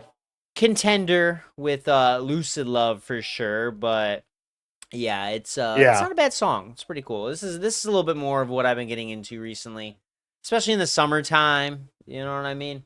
Yep. Yeah. Keep good. it It's light got and happy. That's what I'm saying. You know what I mean? It's not a bad song. So I'll have to see what's going on with the rest of these guys. I think this is everything I can see on YouTube. So,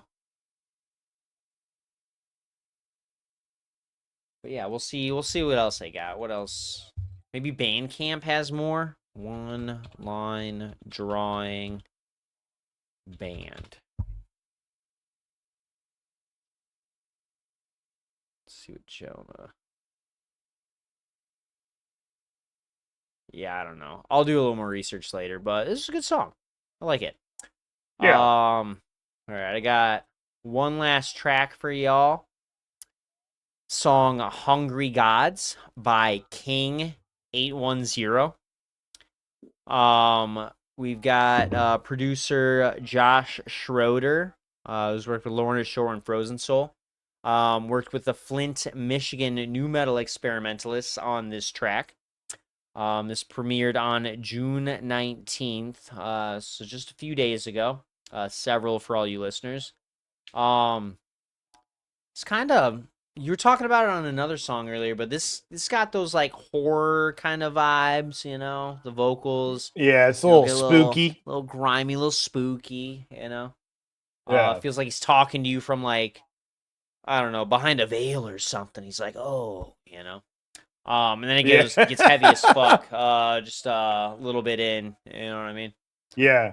So I've never heard of these guys before. So I love that they're from Flint. It's pretty cool. Yeah. Yeah, I've heard of them. I don't really recall any other tracks by them off the top of my head. Maybe if I listen to them a little bit, but yeah, I've definitely heard of them. They've been around for a while. But yeah, I dig this track a lot. Hell yeah. When they jam, They be jamming. Right. Yeah, it's those in betweens where he's got like the weird fucking vocals that I'm not the biggest fan of, you know. But when they start getting more drums Yeah. in there, some heavier Yeah. riffs, he gets a little more powerful in the vocals. Those are the parts I like, you know. Yep. I guess agree. those smaller moments feel more like intermissions in the song, you know, with the storytelling aspect of it. So I feel like if I were to actually read the lyrics whenever those become available, Right. I think I might understand We'll what they're see. doing a little bit more. But for now, a little hit or miss for me specifically. So Yeah. I'll look up some more of these guys soon. So Oh yeah. All right. Well, my water's kicking in now, so I'm gonna yeah. give you the last. I'm gonna give you the last album, and then I'm gonna take a little pee break. Hell yeah. Nice. This one is a pretty cool one. I've been listening to this quite a bit this week as well. And that is the album New Self by the Bobby Lees. Came out on June 12th. So it actually missed it from last week's episode. So I had to circle back and add it on this week. Otherwise we would have had no albums at all. But also this Right. needed to be talked about.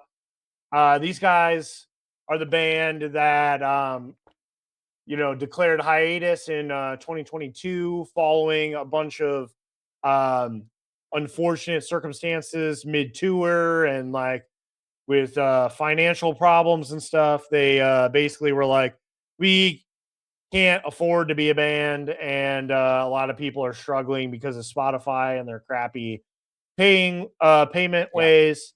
Right. So then Jason Momoa, Aquaman himself, stepped up and offered to pay for these guys' new album if they didn't go on hiatus and break up. Then they got signed to a pretty big label, I'm pretty sure. Epitaph, yeah. Yeah. So they just basically they blew up. And this is that album that we got. And cool enough, I was watching last night on YouTube. They have a music video, a continuous music video that follows the whole entire album all the way through. Oh, that's kind of cool. I like that. It was a cool concept. It's definitely not an expensive video. They're at like a cheap motel, just rocking out. But I like that they did it for the whole album. I think that was cool. Yeah. Did you get I did. I enjoyed this. It kind of when I listen to like Eka Vandal, you know, this is the vibe I get from the Bobby Lees. You know what I mean? It's a chick vocalist. Yep. You know what I mean? It's got like Amel and the Sniffers, like little post punk, new age. Not really that gritty, but you know, it's got some elements in there. It's good. I don't think we've ever. We did talk about them in the past, but it's got more attitude than grit. Yeah, exactly. Yeah, that's the best way to describe it. I like how you said that. Definitely the attitude, some sass to it. You know what I mean? Yeah, I love that for them. So, yeah, I'll put this on my Femme Fatale playlist for sure. I did. I'm surprised you haven't mentioned anything about it. You love how the Caribbean Cyclone is their is their album cover, dude? What did I miss? The album cover, dude. The Luchador. Oh yeah, it's the Caribbean Cyclone, brother. Oh yeah, dude. Nice. That's awesome. I've told no less than 10 tables since we've launched that fucking drink that's my Luchador name, and everyone's like, "You're lying," and I'm like, "Yeah, I am, but maybe in the future I won't be lying about it, and I'll have my own Luchador mask, and then I'll show up in the middle of summer and be like, the Caribbean Cyclone is here." Be sick. Dude, should we start a Luchador wrestling league in Southwest Michigan just so that you can make that a real thing? I think so. We could host it at the warehouse, dude. Camp North Pier is now our Yeah, fucking dude. luchador ring. We'll Dude. just rope it All right? off and yeah. Hell yeah. I think that's the thing that puts us on I'll the fight, map. dude. Hell I'll yeah. fight. I think we all will. I think you're all looking forward to a chance to not necessarily give me. I'm telling you, me and Jimmy Dean, bro. That's the rivalry match of the century. All right, that's the title match right there. It'll be awesome. But yeah, no, I'm down, dude. I'm so down. I'll train so hard for that, dude. I'll cut Yeah, up. dude. You'll curl them fucking kegs all day, dude. That's what I'm saying, bro. Fuck. Oh, yeah. Yeah, no, if that happens, I'll ask Joey or Chase, hey, can you set up one of these like old sixtels, bro, for me? Just fill it up with water, bro. It's fine. Fill No it with biggie. water, dude. Yeah, I'm exactly. just getting to work. Just getting ripped, bro. Yeah. Do you have any favorite tracks from this album? Anything that really stood out, or just kind of liked really. it all? Okay. Yeah, I kind of just like it all. I'm watching the video for it, so yeah, I don't really know. I just like the whole thing. Hell yeah. I've listened to it That's straight awesome. through a handful of times, and Gotcha. I just enjoy the whole thing. Whole thing. Nice. It's good by itself. Hell yeah. Yeah, I It's love just the bass intro of that intro, that bass line that they have through New Self. I thought that was pretty solid. Yeah. Little Oh yeah. little bopper too. So sick. All right, that's enough about tracks. I Yeah. think we spent enough time talking about those. So let's go ahead and move into some band drama. Band drama. Band drama. All right, I'm going pee. Have fun. All right, yeah, go pee. I'll bring this up. I got these. All right, Ryan's gone. What a guy, right? I was gonna say something meaner, but that's fine.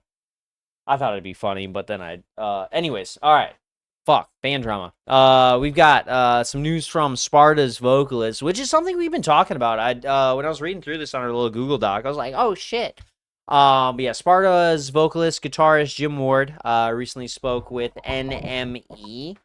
I don't know what that stands for, but about the band's new album, Cut a Silhouette, solid album, which he views as the conclusion of the group's second act. Ward also reflected on his estrangement from his former band At the Drive-In and the bandmates he had. The influential post-hardcore outfits initially split in 2001 before returning for another reunion in 2016. Ward exited during that latter run and was replaced by his former Sparta bandmate, Keely Davis. During the interview, Ward discussed where his relationship with the other members of At the Drive-In stands today and whether he considers that chapter of his career unfinished business. We got a quote from Ward on reflection. He shared this. It doesn't. Even if all 5 of us talked about it, I'm not sure we'd understand what had happened. What I do know is that I wasn't in a good place mentally. Welcome back, bud. Hey. But that doesn't mean I couldn't have done my job. But I think getting kicked out, as painful as it was probably a blessing in disguise. A lot of things have happened since that have been beneficial. It's why I don't hold any bad feelings. I still don't speak to Omar and Cedric. But if either of them called me and said they needed a kidney, I'd be on the first plane. I have a connection and a love for them that is beyond any drama. So that's super mature of him to say. That's cool. You know, I know when we were talking about Sparta, some of the first couple times when those singles were getting released, I'm just wondering, like, what the fuck happened? You know what I mean? At the Drive-In was dope. I'm more of a Mars Volta guy. I'm in fact wearing their hat, but you can't see that. And I know you were a bigger At the Drive-In fan than the Mars Volta. Yep.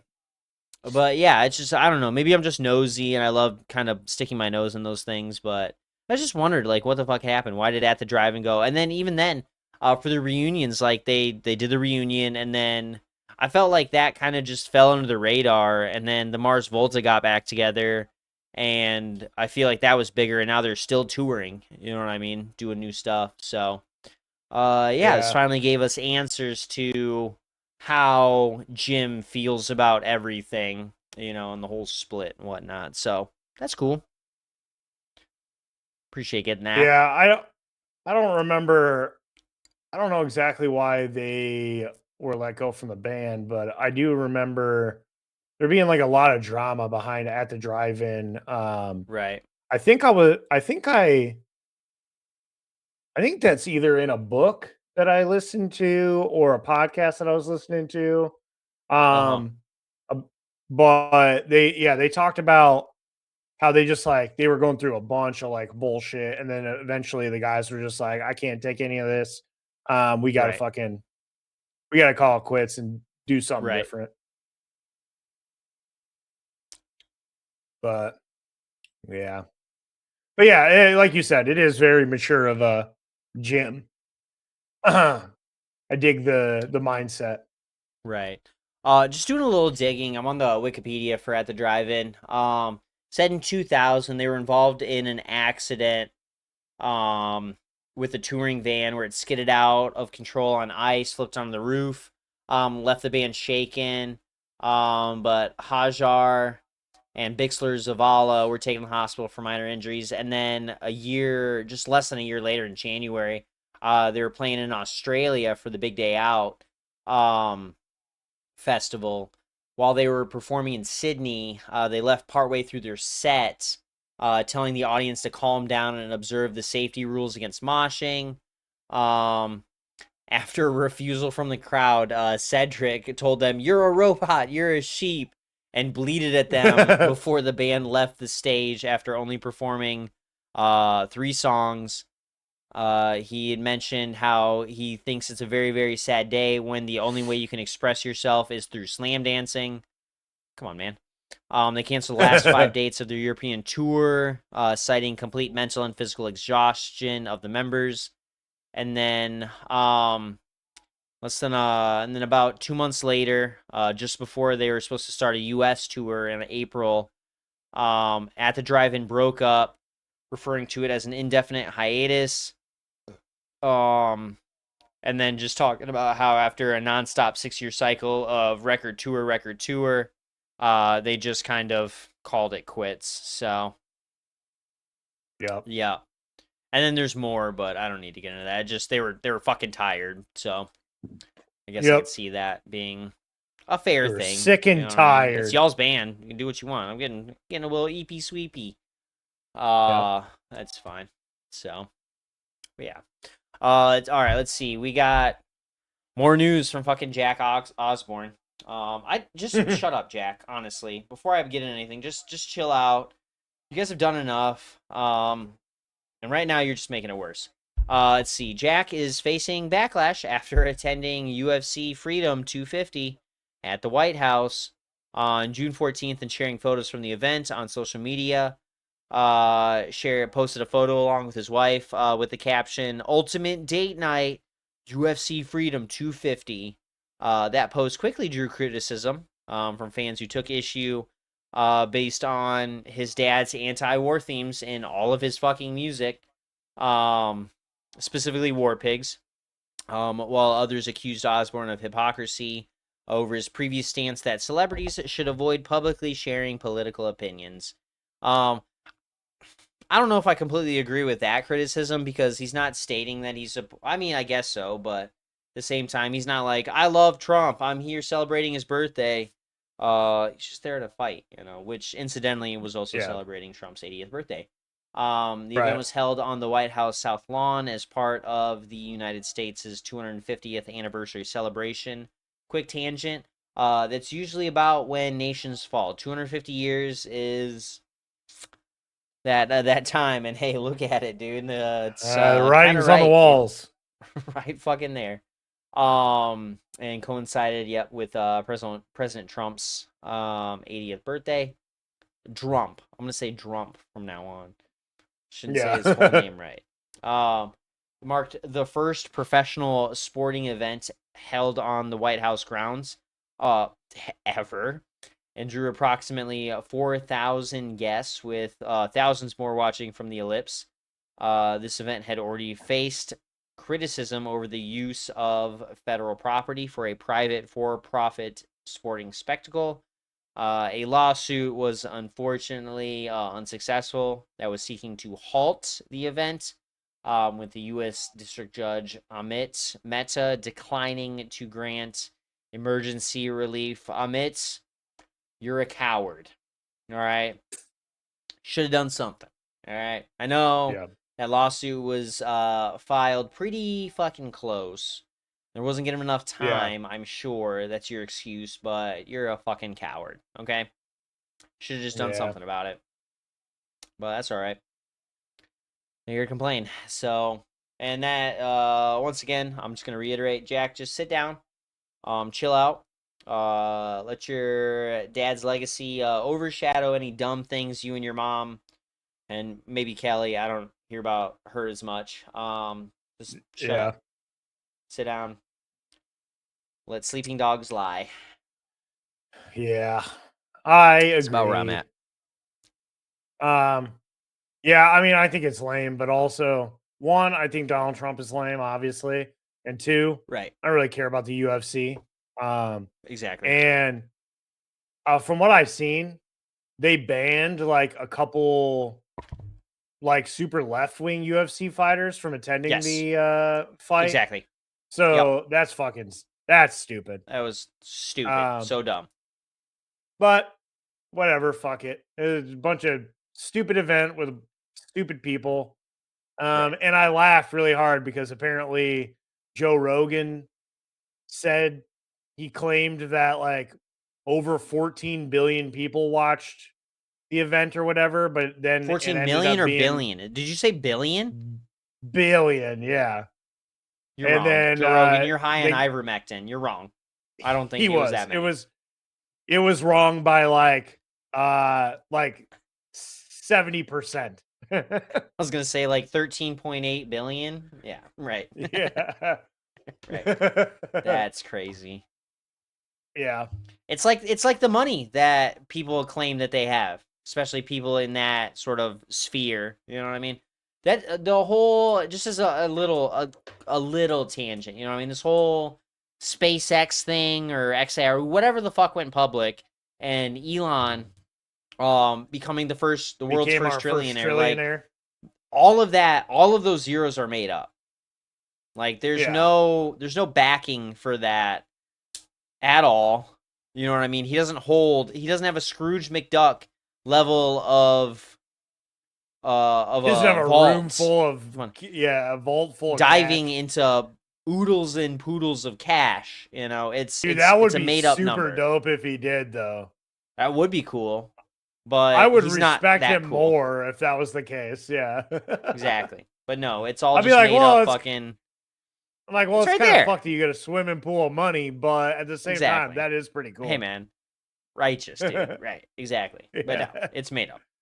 It's all made up. So. Yeah. Oh, I hate this timeline. Well, Let's yeah, move me on. too. Right. Speaking of hating this timeline, we got some Right. more shit that just really grinds my gears. Yeah. But Korn are facing criticism over an alleged use of AI in promotional images for their latest issues themed merchandise. The band recently launched a blind box series of four plush keychain dolls inspired by the alternative covers of the 1999 album Issues. However, fans on Reddit quickly pointed to misspellings and garbled text in the product box mock-ups featured on the official store, leading to accusations that the images were created by AI. Remains unclear whether those errors appear on the physical packaging or if they were just part of the online mock-ups. The controversy arrives amid continued backlash over the use of AI in the music world for artwork, merchandise, and even music nowadays. This whole thing is really lame. Right. The amount, like, I don't spend a lot of time on Facebook, but I do unfortunately have to a little bit for work. And Right. when I'm looking through, there are so many people with the same stupid AI flyer design, and it Yeah. just really So dumb. kills Right. me, dude. It looks so bad. Like, why do you keep doing that? You know, everyone else, Yeah. fucking, there's a couple breweries around that were doing that. There's that Mediterranean place. They were Yep. talking about, did his whole fucking thing. Everything he put out was that same AI fucking flyer. And I get, you know, maybe you're not so well versed in graphic design or whatever, and maybe you don't have enough money to pay an artist to make a flyer for you, but they've got fucking templates on Canva. They've got Yep. templates, you know, I was on gonna say, most editing, you can photo editing put software. Like, you could you can put plug and play. very little effort into Canva and come out with a decent flyer. That's what I'm saying. You know what I mean? You could put in your own work, especially if you want to be a self-made, solo-run business, whatever. I get it. You work too hard, cooking the food, making the beer, doing all that stuff. You may not feel like you have time, you know, or Right. whatever. But like, you can put almost minimal effort into making these things and not use AI. Right. I'm just saying. You know what I mean? And for a Yeah, I mean, band as big as Korn to just yeah, flip the script and be like, oh, they definitely have a team or money they to pay have somebody. artists. Yeah. They have a way. They definitely have an avenue to prevent Yeah. AI being intermixed into anything they do. So Right. to hear about this, it just solidifies, you know, what the fuck, Korn? Come on, Yeah. do better. Get your shit together. Quit being so Exactly. lazy. Right. Exactly. Yeah, I'm sure I know what it is. It was probably like a last minute thing. They were like, oh shit, we got to get this out and we don't have Gotta get- anything. Exactly. Um, Right. just fucking generate it in 30 seconds, dude. Mm-hmm. But whatever. They're, Right. I mean, I think they're stupid anyway. That's just me. Right.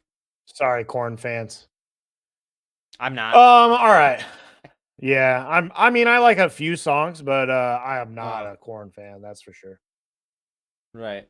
All right. Next up, we got, like I was talking about earlier, Beartooth frontman Caleb Shomo has addressed controversy surrounding the lyric video for the band's new single "Bullshit," which was scheduled to debut on June 18th. According to Shomo, the designer hired to create the video used AI generated material, despite the band explicitly requesting otherwise. Shomo claims the designer denied using AI before the video was uploaded and subsequently flagged. Shomo and his brother now plan to create a replacement lyric video themselves.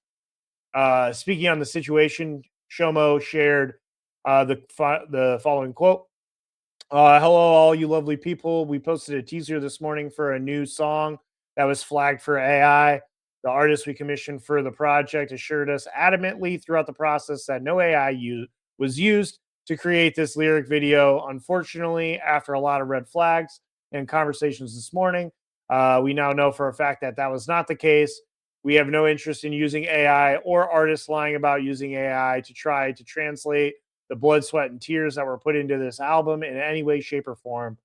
Blah, blah, blah, blah, blah, blah, blah. Thank you for your understanding, Caleb Shomo. Yeah, this is annoying. Not only do we have to worry about artists and like graphic designers specifically being replaced by AI, but now we have those people basically digging their own grave. Exactly. Contributing to you know, the hostile takeover of their job. So that's pretty dumb. That, like, the only thing that I could think when it comes to that is that maybe they hired somebody who was like relatively new in the industry and they actually don't know how to fucking do what Caleb was asking him to do. So he was just like, all right, well, I'll have, I guess I'll rip this instead out. of, yeah, instead of learning how to do it, he decided to Yeah. just use AI to fucking do it, which was not the right decision in my mind. Right. Exactly. Yeah, I agree with that.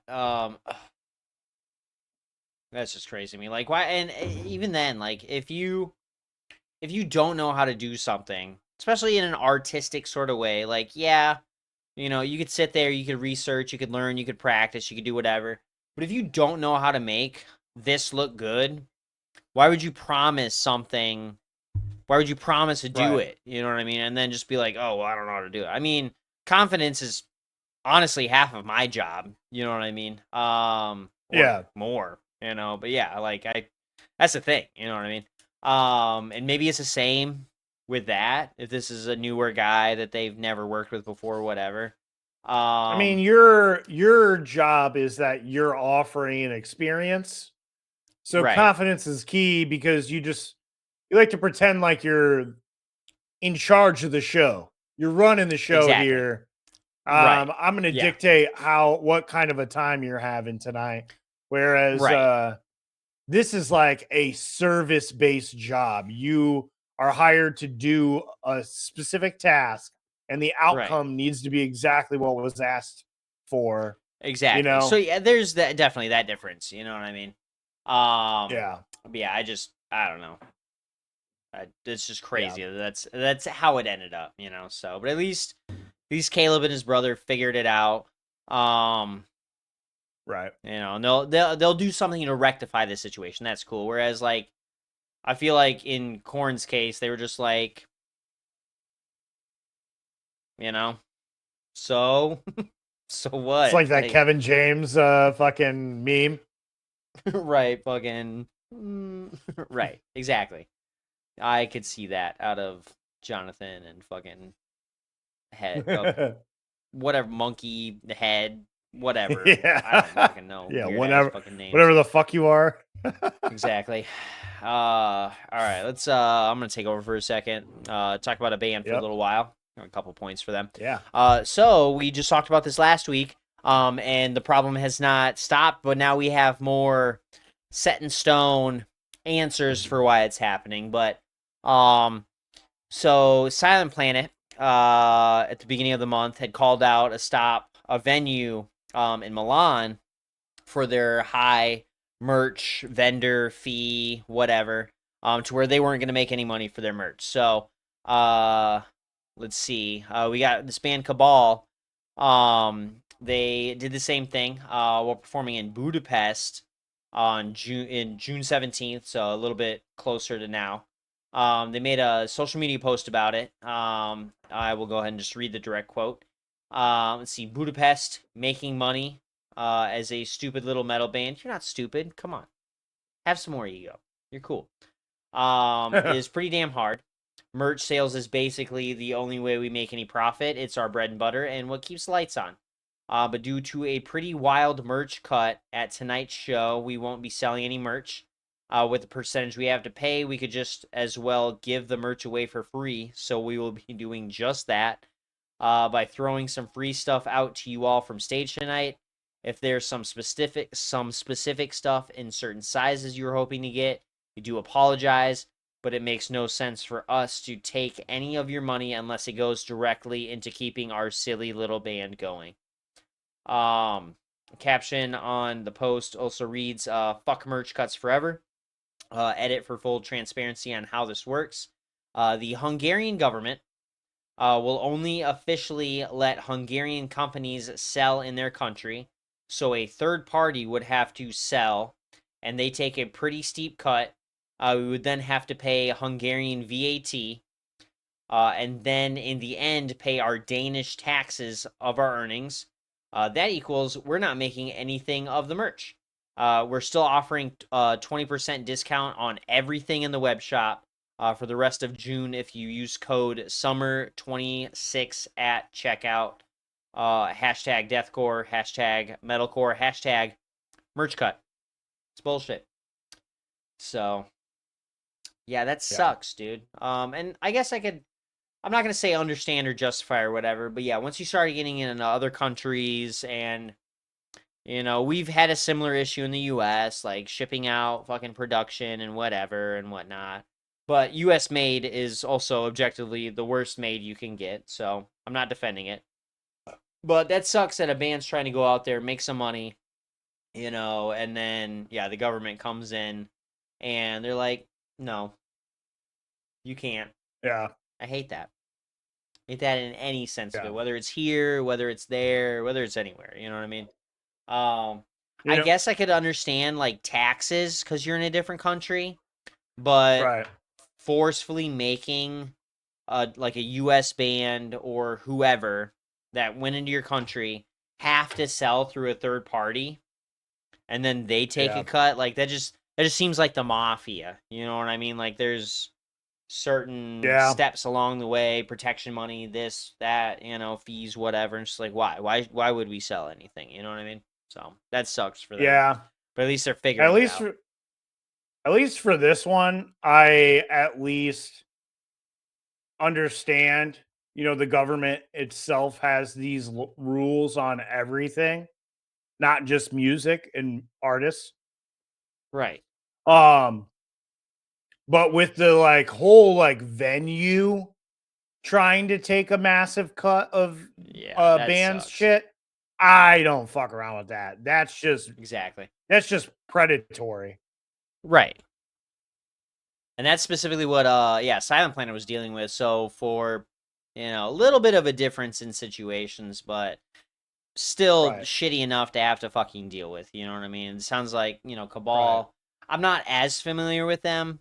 But they're a smaller band. They're They're not as good. well known. So, they don't have the protections or the money, that's made in the US for them to be able to afford to take a cut, outside of the US. So, Right. and the fact that they're, probably on the bill for airfare, for hotels, for everything else. Like they're just a European tour, which usually always sounds like a great way to get your, voice out there, to get your music out there, and eventually make just even more money because you got a bigger fucking audience. It just sucks to hear from Yep. them that that's what's going on. So I hate that for them, and I'm sorry. So. All right, next up, we got a newly posted video from vocalist Garrett Russell of Silent Planet that is sharing that after the band finished their song Panopticon, a drone was flown too close on stage to Russell and it got caught in his hair. That sucks. As a long hair guy, I've seen that guy several times. He's a long hair guy too. Damn, bro, Yeah. that would break my heart. Did you But watch that thankfully, video I sent you of it? I no. Oh, you sent me a video of it? Yeah, Fuck, on man. Instagram. It was Okay. rough. Fucking rough, dude. Oh, first thing that showed up was Kyle at a market, dude. When I popped in. Oh, here it is. yeah, Yeah. Kyle. Oh, damn. Yeah, he takes that That- fucker right to the dome, dude. Exactly. It ripped out quite a bit of hair, dude. I'm not Uh-huh. gonna lie. Right.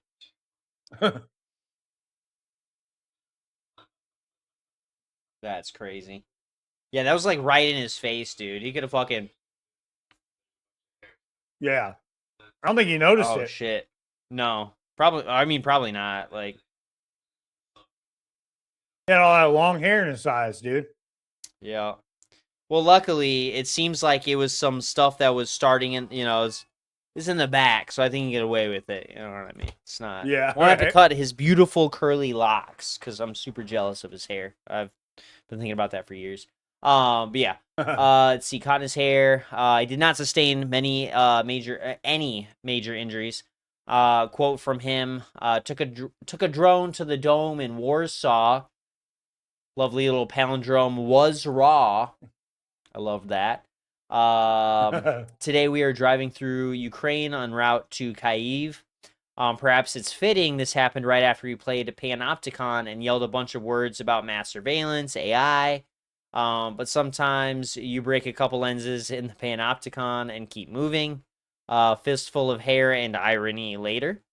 I give you this cinematic masterpiece by at Don't Shoot Skrillex, I believe is how that is pronounced. It's his handle. My bandmates and crew are the most badass and talented humans on this planet. It's a gift to share these moments where we pull each other literally through time. Anyways, Ukraine will be free, and it's up to us to co-create a better future. See you there. My only seraphim. So, love those guys, and I love what they talk about and kind of where they are in the sphere of awareness. You know what I mean? They're not. I don't know. Sometimes they sound a little conspiracy theory, but that's fine. We need an outer view. We need an outside of the box kind of thing. Right. They just have a great sound. They got great personalities. I haven't met the band, but just hearing their banter on stage. I know Garrett had suffered through some mental issues in the past. His song Trilogy specifically was written while in a hospital room, I think in a psych ward for several weeks or something. And just to hear the rawness of that song, the energy, like all that, you can see the headspace he was in, and I just love these guys for that. Like they're raw, they're real, you know, they're awesome people, you know what I mean? So sucks to see, like once again as a long hair guy, but you're doing good. You're doing great. Right. Great for the scene. Oh yeah. Yeah. My favorite was took a drone to the dome. Drone to the dome, dude. In Warsaw was raw. Yeah, it's perfect. Next up, we got some stuff from GWAR. They're back again with some backlash from the MAGA crew. Right. After disemboweling the effigy of President Donald Trump during their performance at last weekend's Vans Warped Tour stop in Washington, D.C. The latest controversy mirrors the reaction to the band's 2025 Riot Fest set, where effigies of Trump and Elon Musk were similarly targeted. Critics have accused GWAR of inciting violence and engaging in demonic behavior, while others claim the band would not stage comparable acts involving Democratic politicians. The argument overlooks GWAR's long history of killing off presidents, political figures, celebrities, and religious icons from across the ideological spectrum, including, but not limited to, Barack Obama, Joe Biden. In a recent interview, their vocalist, the Blothar the Berserker, addressed the increased scrutiny around the band's political satire. He said, in quote, probably the biggest, all in all, I'm going to say this, that for years, GWAR would do whatever the fuck we wanted. We would kill politicians from both sides of the aisle. We would kill famous people. We never had any backlash. I mean, granted, when we killed Princess Diana, people got a little upset. When we pulled fish out of Lacey Peterson's pussy, people got a little upset. but until Donald Trump got in office, that's when people started getting real upset, extremely upset about politics and music and politics and art. That marked the moment that suddenly GWAR was, people acted if GWAR had changed, but GWAR didn't change. The world freaking changed. The way people felt about politics changed. The way people felt about comedy and humor changed. But yeah, he goes on to basically complain about all the bullshit and how he defends them about claims or whatever, saying they did kill President Obama, and nobody from the Secret Service looked into them for it, but now they killed a fictitious Trump, and now they're on a list somewhere. So Yeah, I saw another article saying that they were under investigation through this from the Secret Service. So Dang. that's just That's crazy. ridiculous. Yeah. I Whatever happened to the First Amendment, huh? exactly. all I gotta say. Well, that doesn't exist Right. anymore. No, dude. And That don't the thing exist is, anymore. yeah, exactly. Well, dude, I've been watching all these videos. I don't know. When I doom scroll on Facebook, I end up getting caught up in all these like First Amendment auditor fucking videos. So I'm just seeing like normal dudes walking around with cameras and like people in city halls and like, unrestricted Right. areas and shit, like cops and security guards. And they're like, oh, you can't film me without permission. It's like you're in public and Yes, I there's can. something called the First Amendment. Like, you know what I mean? You ever heard of Right. it? Like, what's going on? And they're like, yeah, I have, but you still can't do that. It's illegal. Like, you're an idiot. And that's just, I guess that's just what's going on now. You know what I mean? They've been slowly we'll say disintegrating, dissolving, the Department of Education for a specific purpose. The less educated we are, the better for them. The less we Yep. know about civics and government and educate ourselves, the Laws, less we want to our fight rights. back or can fight back. You know what I mean? And this is stuff that is in a public forum. You can write whatever song you want. And yeah, if there's explicit lyrics, or certain like imagery or whatever, yeah. Tipper Gore ruined that for us too. With the explicit tags, but at least you get a warning, and then like, don't listen to this if you get offended by, not normal things.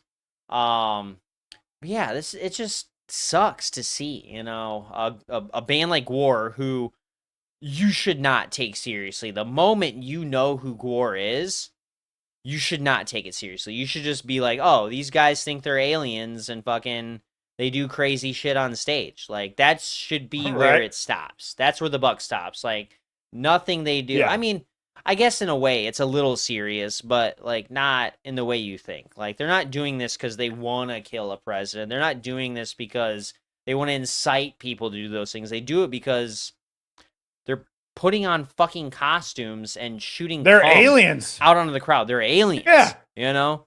Yeah.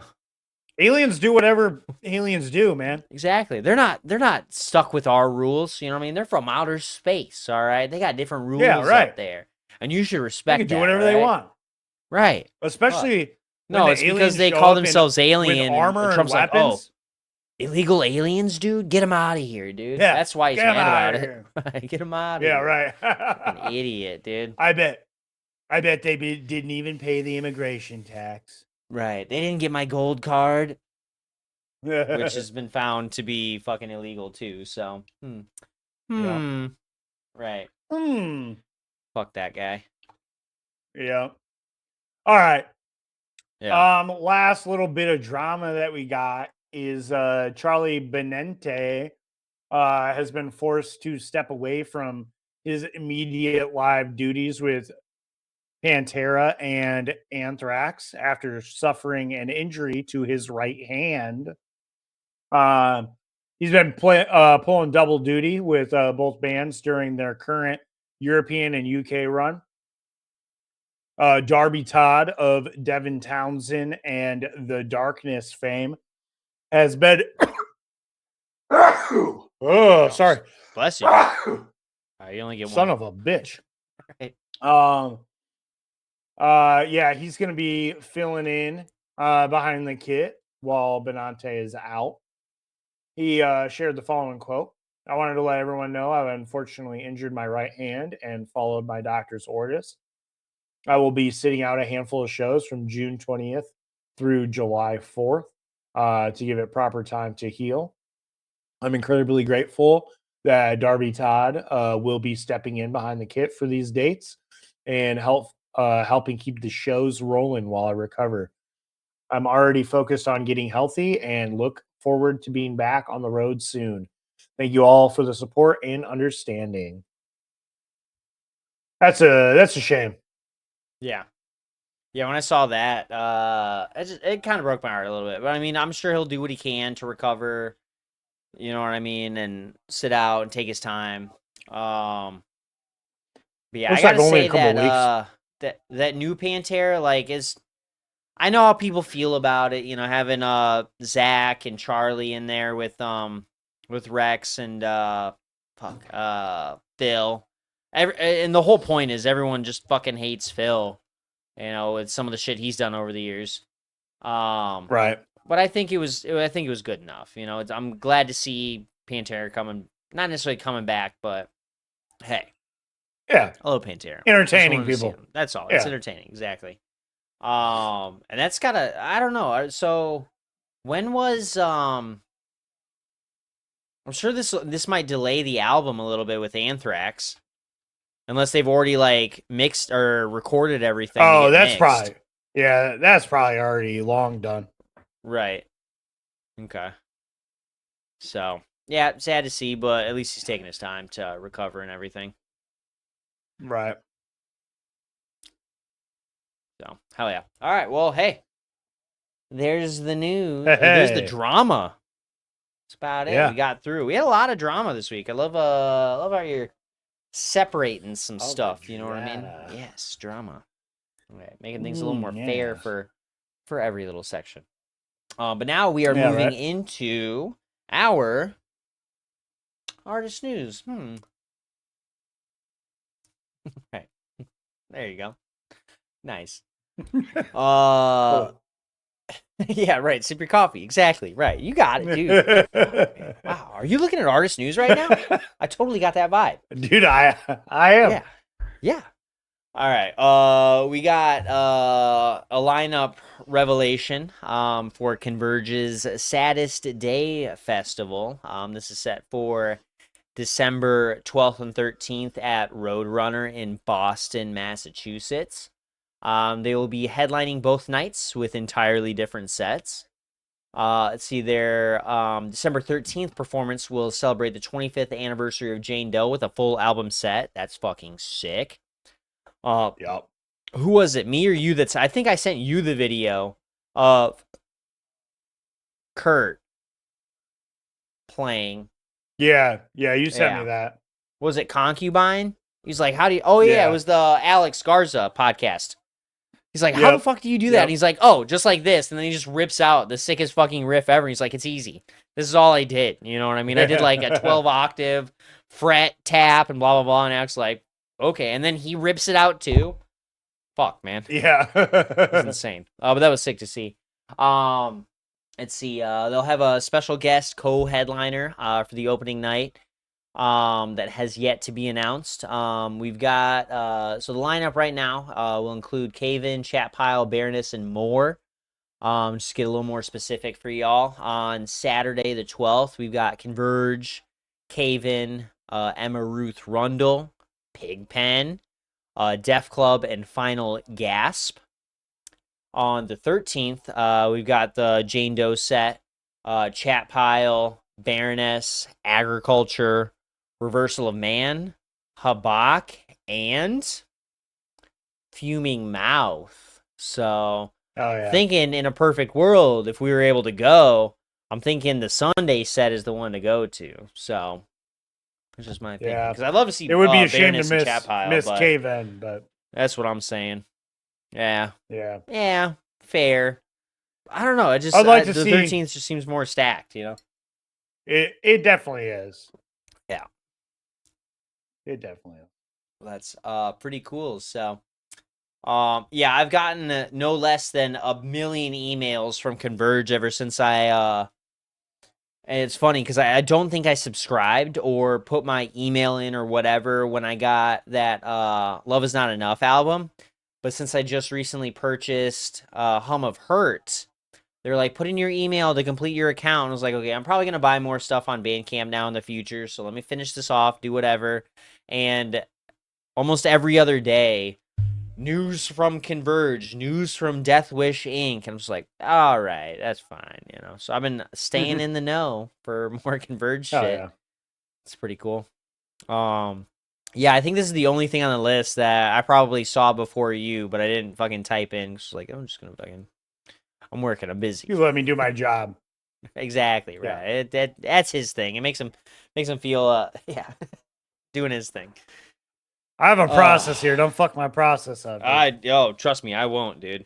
That's why I don't let you edit things. I'm not saying you do a bad job. I mean, I liked your video. I don't know if I've told you this when I was indisposed of during my sick weekend. I loved how you set up your little releases and stuff. You know, it's pretty cool. So, kudos, man. Yeah. Yeah. Yeah. All right. Thanks, man. Yeah, no problem. Let's see. We got the daily lineups for Riot Fest, and finally, we've got single day tickets as well as 2-day tickets, dude. Fucking awesome. And they're semi affordable, but Riot Fest is set up to go on through September 18th and through the 20th. Douglas Park in Chicago. 21 Pilots will headline Friday. Tool will top Saturday. We got Pierce the Veil closing out the festival on Sunday. We got 1-day, 2-day, and 3-day tickets. The 1-day tickets are available for about $115 per day. Do they do tier pricing? I did the math right now, and you don't get much of a break for going to all 3 days. Okay. But yeah, I believe it does get more expensive as time goes on. Right. I could only imagine that they probably do tier pricing because, now I can't imagine how much. Well, we've got a few months, you know what I mean? Whereas, I don't know, the other festivals like Louder Than Life, they put up their fucking lineup, or at least like how many bands are going to have super early in the year. They start tickets day after. Like you can do, if you went the previous year, wait till tomorrow, and then we'll send you an email to start pre-sale already, which is an insane take. Anybody who immediately pays for tickets, granted, you're getting the cheapest ticket, but before the lineup even comes out, I'm all right. I would never in a million years do that. That's crazy. But I'm happy they finally have 1-day tickets because that was my biggest gripe. I thought they were just going to wait until like maybe a month before and be like, okay, now you can get your 1-day tickets. You know what I mean? You fucking plebeians, go ahead, pay for 1 day. Everyone else paid for you by getting 3-day tickets. We can afford to lose a couple bucks, but they didn't. And I love that. Well, Saturday was looking like the day to go for Riot Fest. That would be the day that I would prefer to go. Right. Well, hey, that's what we're talking about when we want to go. All right. This is the Riff Report. This isn't the Riot Fest paid programming. All right. When do we want to go? That's what we're here for. Saturday would be when I would want to go. Right. And that saying that now. Mostly. It'd be cool if we got paid by Riot Fest to talk about shit. Yeah, that would be cool. Yeah, right. No, they got Saturday's got Tool, Morrissey, Social Distortion, Nas, Bad Religion, Angine, D. Poitrine, Descendants, Go Bordello, Pup, Less Than Jake, so on and so forth. Right. It's pretty stacked. Mm-hmm. Friday was a little better. Sunday was not nearly. There's only a few bands on there that I was excited about. Pierce the Veil, Taking Back Sunday, Elvis Costello, Pennywise, Bowling for Soup, Haywire. Yep. But that's all I'm seeing for that day. So, I mean, there's a Holding Absence is going to be there on Sunday. So, there's enough for me to justify maybe Sunday, but I'd rather go to Saturday. And it makes me sad because Friday would be dope too, but I'm not spending the money for all. Maybe, I don't know. I'll talk to Kat about it and see if she likes to line up and think about it. So I don't know. Take off. Dude, Yeah, Friday with Callous Dowboys, Teen Mortgage, and Mariachi El Bronx. Yeah, exactly. Being on the lower half, that's pretty dope. Yeah. And then the headliners are pretty good too. Exactly. I just want to see Alkaline Trio so I can shut up about it. It's a bucket list band for me for sure. And we talked about it I feel like old Alkaline Trio would have been better, but now they're getting a little more acoustic-y versus, that post-punk. You're never going to get it back though, so I'm not. I know. Just fucking I know. Give it up. Exactly. Right. So, hell yeah. All right. Yeah. All right. Yeah, you got it, dude. Take it away. Cool. All right. Limp Bizkit's guitarist Wes Borland has opened up about the band's continued grief following the death of bassist and co-founder Sam Rivers last October. That morning remained visible during the band's headlining performance at this past weekend's Download Festival, where Limp Bizkit paid tribute to both Rivers and touring truck driver Dougie Miller. Miller died in an accident while traveling to the festival after working as a driver on the band's spring overseas tour. In a recent interview with Heavy Consequence, Borland shared the following quote. He was like family. I'm going to try not to cry. It's just like we lost a piece of our DNA. It's too hard to not talk about in depth, or it's too hard to talk about in depth. He can't ever be replaced. I mean, we're so lucky for Richie Buxton, who's playing with us right now. He's such a great player, and he's just a wonderful guy.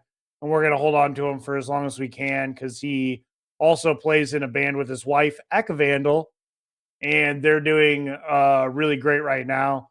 Their career's kind of blowing up, but we're just going to keep Richie for as long as we can and keep moving forward. Sam is not a replaceable person. He was the heartbeat. It's crazy talking about, very emotional talking about it. I think last year when it happened, we were all kind of in shock, and now we're grieving. The cause of the death was not publicly announced, though a police report later provided some insight in the circumstance surrounding his passing.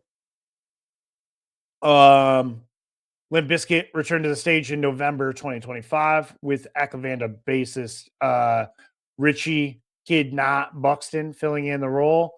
Yeah, it's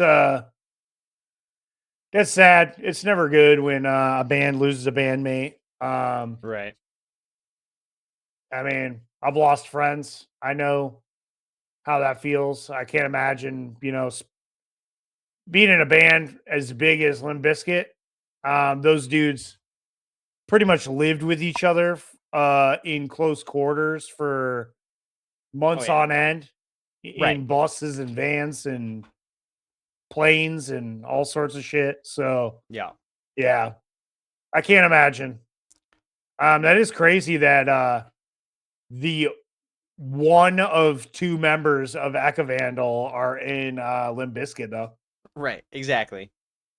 That's cool for him. I'm happy for him, to be able to get a platform to kind of push the envelope on his music and everything. It sucks that it had to happen this way, you know what I mean? But Right. it's cool that there's at least some benefit and they can support, a smaller artist and help them get out there a little bit more. So I guess that's a silver lining, Right. I think Oh, it's yeah. cool though reading up on this. The okay, it's not cool that Dougie had died, but it's cool that they have like their own truck driver, you know what I mean? That's you don't hear about those people a lot. And that especially in bigger bands, like they've got a team, and hopefully you can find a Yep. team that, hey, we're going on another tour, like can I count on you? And it seems like this was the guy that they counted on, the truck driver, for anything they might have had, light setups, amps, fucking instruments, whatever. Right. But my whole point is, like, you don't hear about those people, but Wes is talking about that person for them, like a behind the scenes, the guy who's held it down, help them, because without those people, these bigger bands wouldn't have a show. You know what I mean? So I love that Wes Yep. was able to bring even Dougie up and just talk about Acknowledge how, that. hey, like this fucking sucks. Like I can't, we're Yeah. still grieving about it, so. I mean, if you think about it, like, they're typically finishing a show around like, 10, 11 midnight, Right. driving through the night. The band's probably like trying to sleep, Mm-hmm. being out on in a truck, in a van, can't be the best for sleeping. You wake Right. up in the middle of the night. Who's there to talk to? Dougie behind the Dougie, wheel. dude.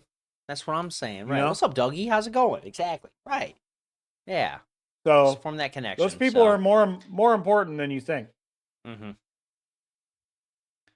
All right. Next up, legendary stoner doom band, Sleep. Funny that this came up because I finally put my Sleep poster up on my Hell wall yeah. here. Nice. But yeah, they have resurfaced with their first new music since 2018, albeit without guitarist and co-founder Matt Pike, which I was disappointed to hear about. In addition, Sleep have announced a fall North American tour, which we'll talk about a little bit later, as well as the first issue of the Sleep comic book written by bassist and songwriter Al Cisneros.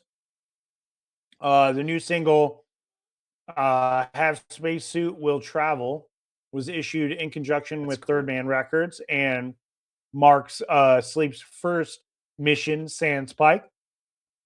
According to the Sleep Camp, the music and art are alive, and after decades of obstacles that Sleep has overcome, it's time to move forward and make songs and albums. Al wishes Matt the best on his earthbound maneuvers. The new track can be streamed online. The latest incarnation of Sleep features Dale Crover of Melvin's fame on drums, Okay. and Bubba Dupree from Void on guitar. Al had the following to say regarding the new lineup. The vibe of the first jam was obvious. It was blue sunglasses era Iomi in the quality. And equally awesome is Bubba. Is also one of the coolest people I've been able to make music with. Yeah. I looked it up a little bit because I was like, when the fuck did Matt Pike leave Right. Sleep and why? And turns out he stepped away from the band to focus on High on Fire, which Oh, cool. also means that High on Fire is going to be working on something. Let's Nice. go. Hell yeah. Yeah, I was excited about that. The new track was good. I didn't add it in the list because I wanted to wait for this news to come up on the sheet, but it was a good track. Not as good as previous stuff. It's pretty obvious that they're missing Matt Pike here, but Uh-huh. Al's always kind of been the main songwriter for Sleep. So I don't think it's like, game ending, but Right. they're definitely going to miss some of the grit and the tone that Mike offered. He's such a fucking kick-ass guitar player. Yeah. But it's cool that they're back together and they're talking about making not only songs but albums. Right. Hell yeah.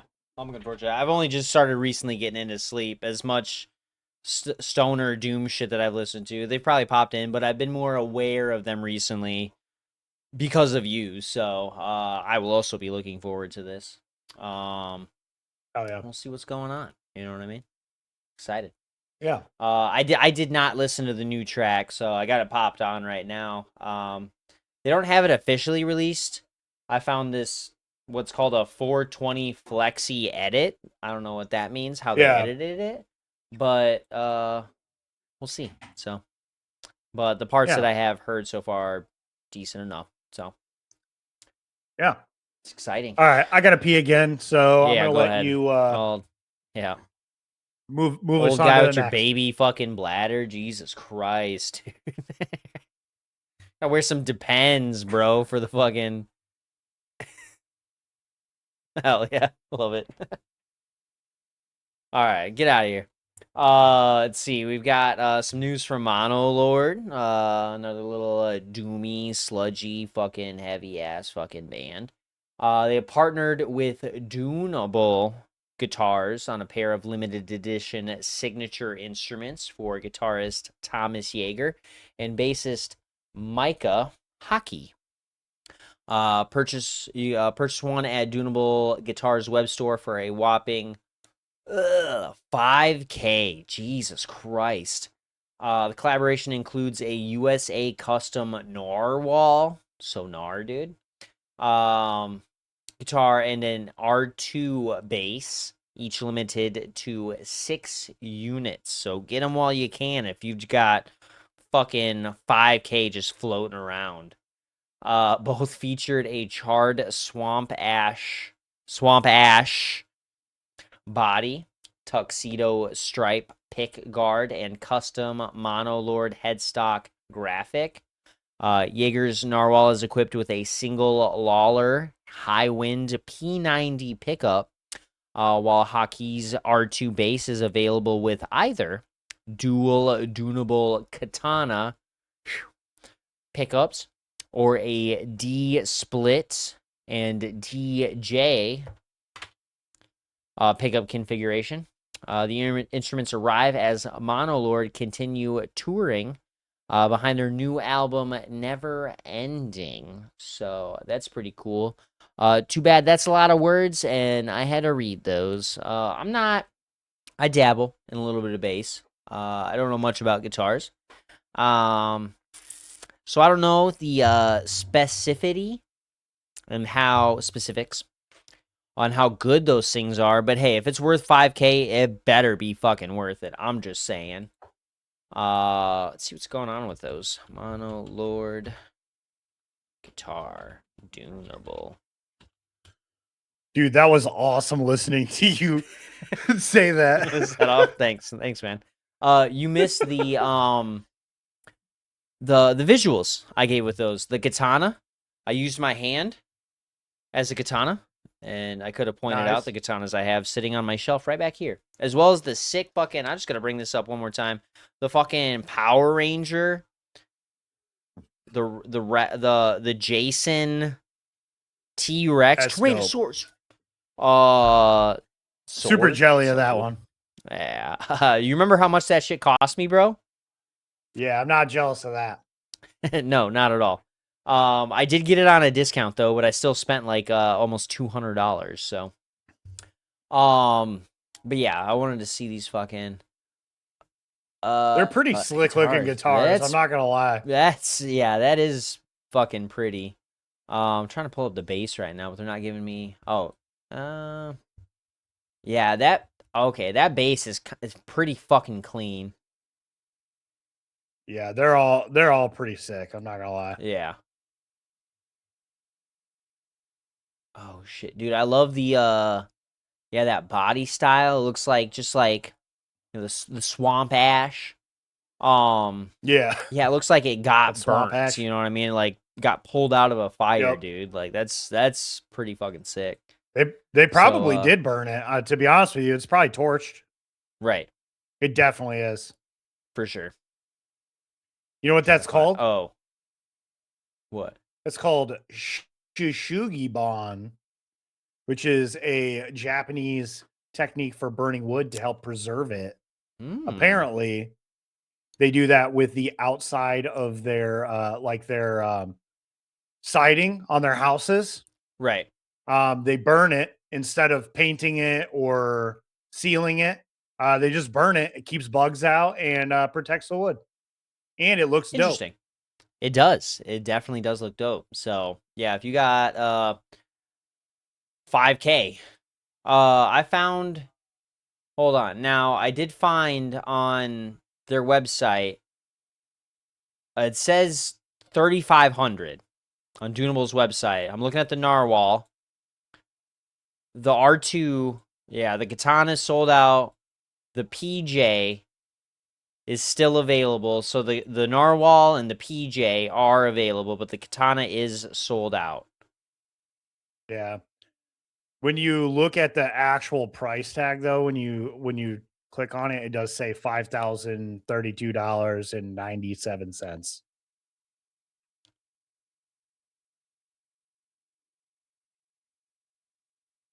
Okay. Where do you see that? Because I'm still seeing 35. Is that with like shipping? I don't know. Here, I'm sending you a little screenshot Okay. right now. Oh, okay. Hell yeah. There you go. Yeah, right there underneath the name, or right above the drop down, I guess would be the easier way to describe that. Okay.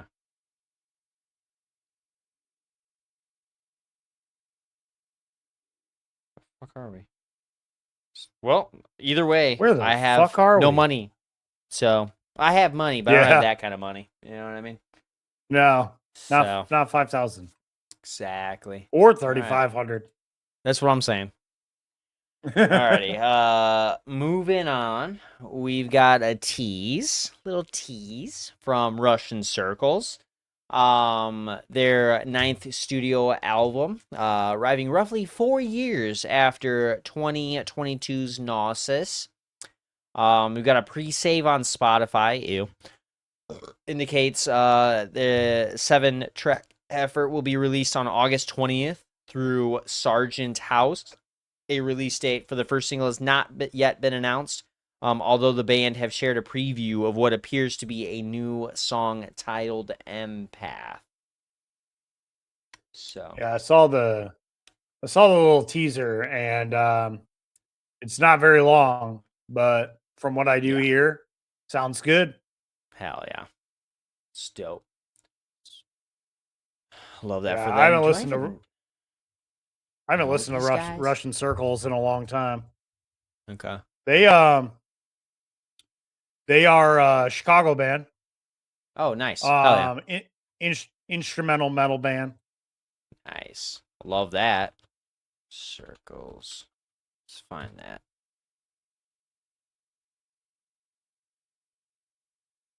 Yeah, they're good. They're real good. Yeah, a little droney. Oh shit, Yeah, dude.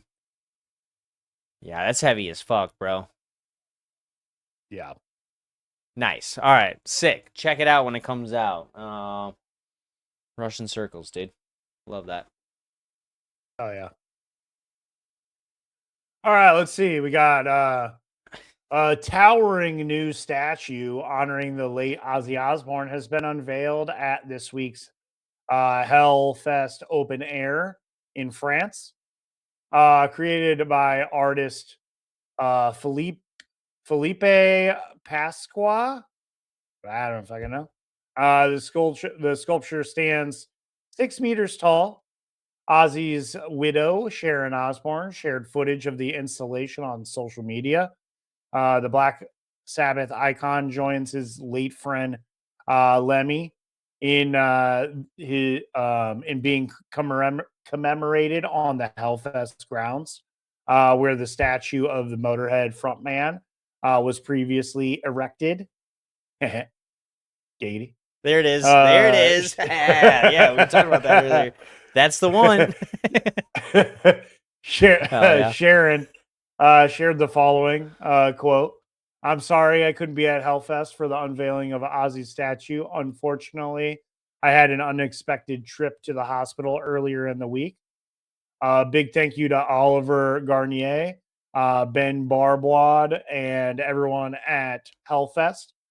Special thank you to Felipe Pasqua for the absolutely stunning statue. I did see a picture of the statue. It does look pretty good. Hell yeah. Pretty good. Pause. I did not because oh shit, that is kind of cool. Yeah, Okay, and coming That's out of the good. ground like he's rising from the grave, dude. Yeah, that's sick. Right. Dude, that background with it too is kind of badass. That like guitar gateway Right. looking thing, dude. Yeah, just everything about that is fucking solid. Yeah. Super Oh, yeah. sick. Right. Fits right in with fucking Lemmy. I Right. I appreciate that their efforts to incorporate these statues as these guys pass in real time.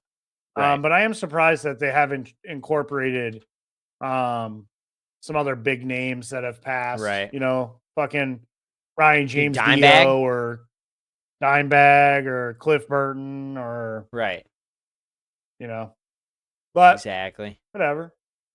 Let them do their thing. Exactly. Right. It would get expensive if they were just pumping out fucking statues left and right.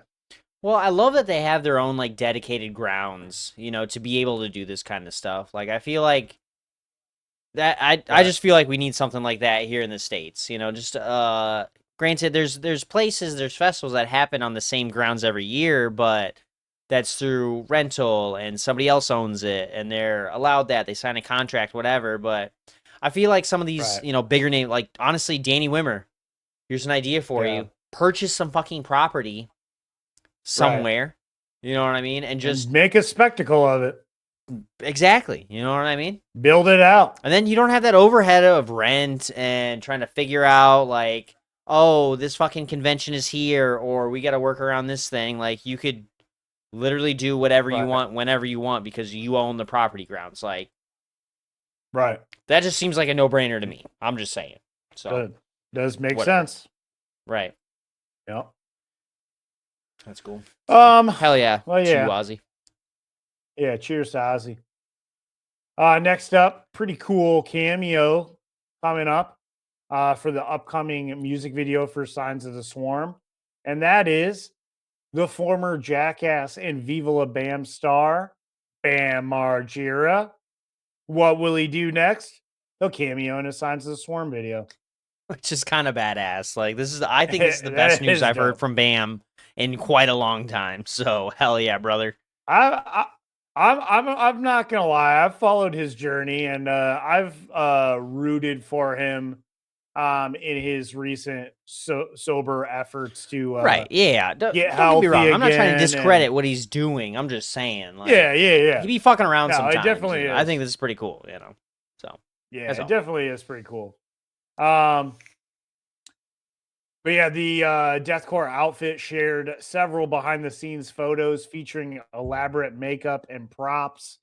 The video was apparently filmed in I'm not even gonna try and pronounce the name of that town, but it's somewhere in Pennsylvania.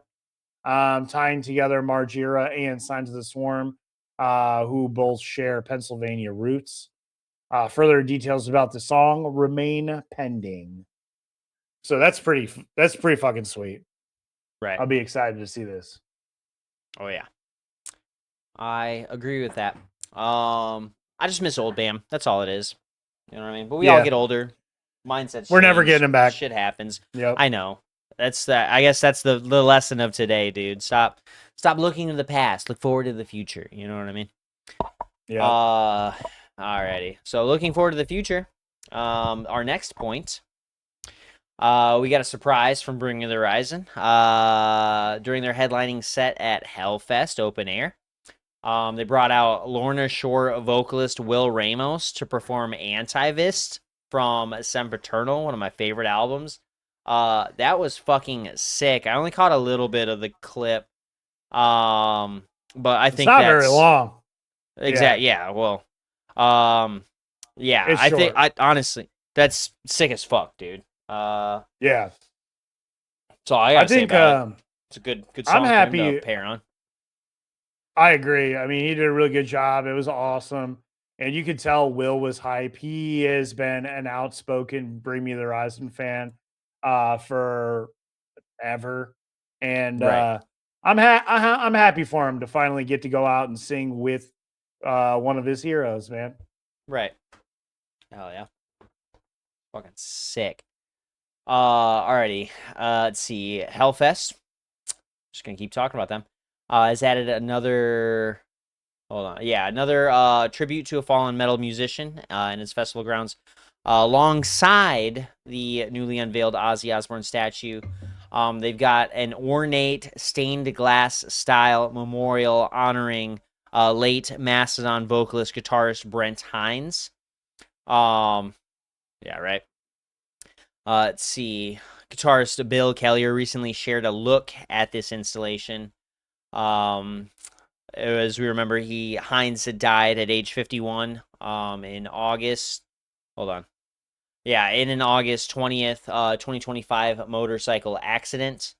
Let's see, in addition to his decades with Mastodon, he performed with Fiend Without a Face, West End Motel, Giraffe Tongue Orchestra, among other projects. Though they had parted ways under bitter circumstances months before his death, the band had just recently honored him with their new single "Your Ghost Again," which was a solid track, and I don't know, it made me tear up a little bit listening to that. I gotta see this. I did not look this up. Let's see, stained glass. It looked really shit, good too, dude. Yeah, that is fucking badass, dude. I love that for him. You're gonna Yeah, man. keep that up? I'm not I don't see sure. why not. Yeah, Yeah, I don't see why not as well. exactly. Might as well. See, but there's a thing. Okay, so just talking about it, the lack of statues for other artists or whatever. I've seen some pictures of Hellfest, and like they've got a whole fucking gate leading up to that fucking that gate, or the front gate or whatever. So the Yeah. fence, they could throw in some more, stained glass tributes and stuff like this to just showcase the gods of metal. You know what I mean? Right. So I kind of like this a little bit more than the statues, honestly. Like, yeah, go ahead and do like the Titans or whatever, but Right. I love the imagery for this one. So Some of the little guys, they deserve the credit too. exactly. Right. Yeah, I mean, Oh, the yeah. more and more that they decorate this this property, the more and more I want to make the trip out there to go to Hellfest one of these Exactly. years. Right. It just seems like a rite of passage for the metalhead, dude. You got to Right. go out, you got to Make it to experience Hellfest. it. Yep. Oh yeah. Kind of like, I wouldn't necessarily say this, but like, some true metalheads when they're like, yeah, dude, I went to Knotfest. Like, I went to this. I went to the Rock on the Range, So for us out here, you know what I mean? People who remember those festivals that kind of started the love of metal festivals and had that first kind of come up. So, yeah. Right. That'd be really cool. So, hey, let's Yeah. keep doing this, man. Maybe we get that sweet, sweet YouTube money, and maybe we'll be able to afford to go out there, and we can just write it off as a business expense. You know what I mean? Yeah, right. That'd be I sick. just need to keep bugging. I just need to keep bugging more people in our restaurant that wear Lorna short shorts. Yeah, that was hilarious. I love that. I wish I had a little bit more time to talk to those guys, honestly, but it was just too busy for me to break away from the bar to like go out there. Like I chatted with him for a couple minutes, but I didn't catch his name or anything. But hey, man, if you're listening, thanks for listening. We appreciate that, dude. We'll see you at the next Lorna Shore show. All right. Yeah. Or stop back at the bar and have a drink, dude. You know what I mean? We're always accepting new friends. Exactly. Next up, pretty cool news. XCOM's track Borrowed Happiness will appear in the upcoming film Jackass Best and Last, which is set to open in theaters on June 26th. The teenage hardcore punk band features Revel Ian, son of Anthrax guitarist Scott Ian, among its members. XCOM are signed to Blowed Out Records, the label co-founded by Ghost Spain, Bill Armstrong, and producer Ross Robinson. Robinson also produced the band's recently released debut album, Time to Burn. That's pretty good, dude. I love this for these guys. These guys are blowing up. Yeah. Oh yeah. And I'm sure the nepotism attachment here probably does something, but like I said previously, I respect these guys for flaunting that. They're Yeah. just like, we make music, and That's about yeah, it. you might know? find out on the internet that Right. our drummer is a fucking, but we're not saying it. That's fine with me. I'll say this. Compared to Bastardane, I'm not trying to talk shit or anything, but like it just didn't hit, you know what I mean? Like you could I don't know. I feel like they were just really pushing like, oh, my dad's James Hetfield, like granted Right. he was I don't remember his name, Hetfield's kid. Him and the other guy, the Yeah. guitarist, maybe they were the best part of the band, and the bassist, Yeah. who I think was also doing vocals, wasn't bad at bass, Yeah. but those vocals Right. just fucking sucked ass. Like that's the best way I can describe it. Like it wasn't cohesive, So if y'all could just figure out like a different vocal style or something, like I'd love you guys. Like that was a solid fucking sound. It was literally just the vocals took me out of the immersion. I hated that. Yep. XCOM though, never would have guessed. And Yep. how can you guess? Oh, this guy's dad is fucking. Right. XCOM was awesome. I loved every part of what they released. It was just a Yep. solid fucking release. So whether or not there's nepotism involved, I don't give a shit. You know what I mean? It was cool. So Yep. I agree. All right, last little piece of news that we got before we move into tour announcements is that Bring Me the Horizon have announced a new single titled Dehumanized. A music video for the track will debut on June 25th, and a teaser for it can be found on the band's social media. The new song will be featured on the 20th anniversary re-recorded edition of Count Your Blessings, titled Repented, and will be released on July 10th. So that's exciting. Can't wait for that. very exciting. That's what I'm saying. Yeah, I don't know why I keep watching my fucking shop app because I know it's not getting shipped until then. You know what I mean? But I just hope. You know what I mean? But this is gonna be a solid fucking release. I love that reissue of Black and Blue. I can't wait for this. I need to look up that teaser, but yeah, this is I don't know. It's a great time to be alive. Like I was talking about it with Under Oath earlier. And Under Oath doesn't need to remaster or do anything with Define the Great Line. It was a solid fucking release. And it's not like they have, but I'm just saying, Count Your Blessings though definitely needed something, a refresher. You know what I mean? Considering Ollie's vocal methods back then. You know what I mean? Right. It was a good idea to change how he did it, give it a cleaner sound, give everybody else a chance to re-record their parts in the band. Yeah, it's 2026 is a solid fucking year for music, and this is one part of that. So I'm excited. Yeah, that's for sure. Me too, dude. Oh yeah. Sorry, I'm trying to order dinner real quick from Taco Bell. I'm listening. You're ordering dinner? How do you order dinner? Like you're placing like an online order or like yeah, bro. I'm on the app right now. I've been getting my points and shit, and then I'm gonna have Kat go pick it up because she's awesome. Oh, okay. Oh yeah, that's dope. I think I'm gonna get an Enchilito tonight. Something? What? Can you ever get me something too? While she's stop dashing? on by, dude. Yeah, right. Yeah, right. Let's see. Oh yeah. Yeah, let's do that. All right, sick. You. Sorry. All right, let's focus. We're recording. We talked about some great artist news. Now we are going to move into the final little step of the process. We've got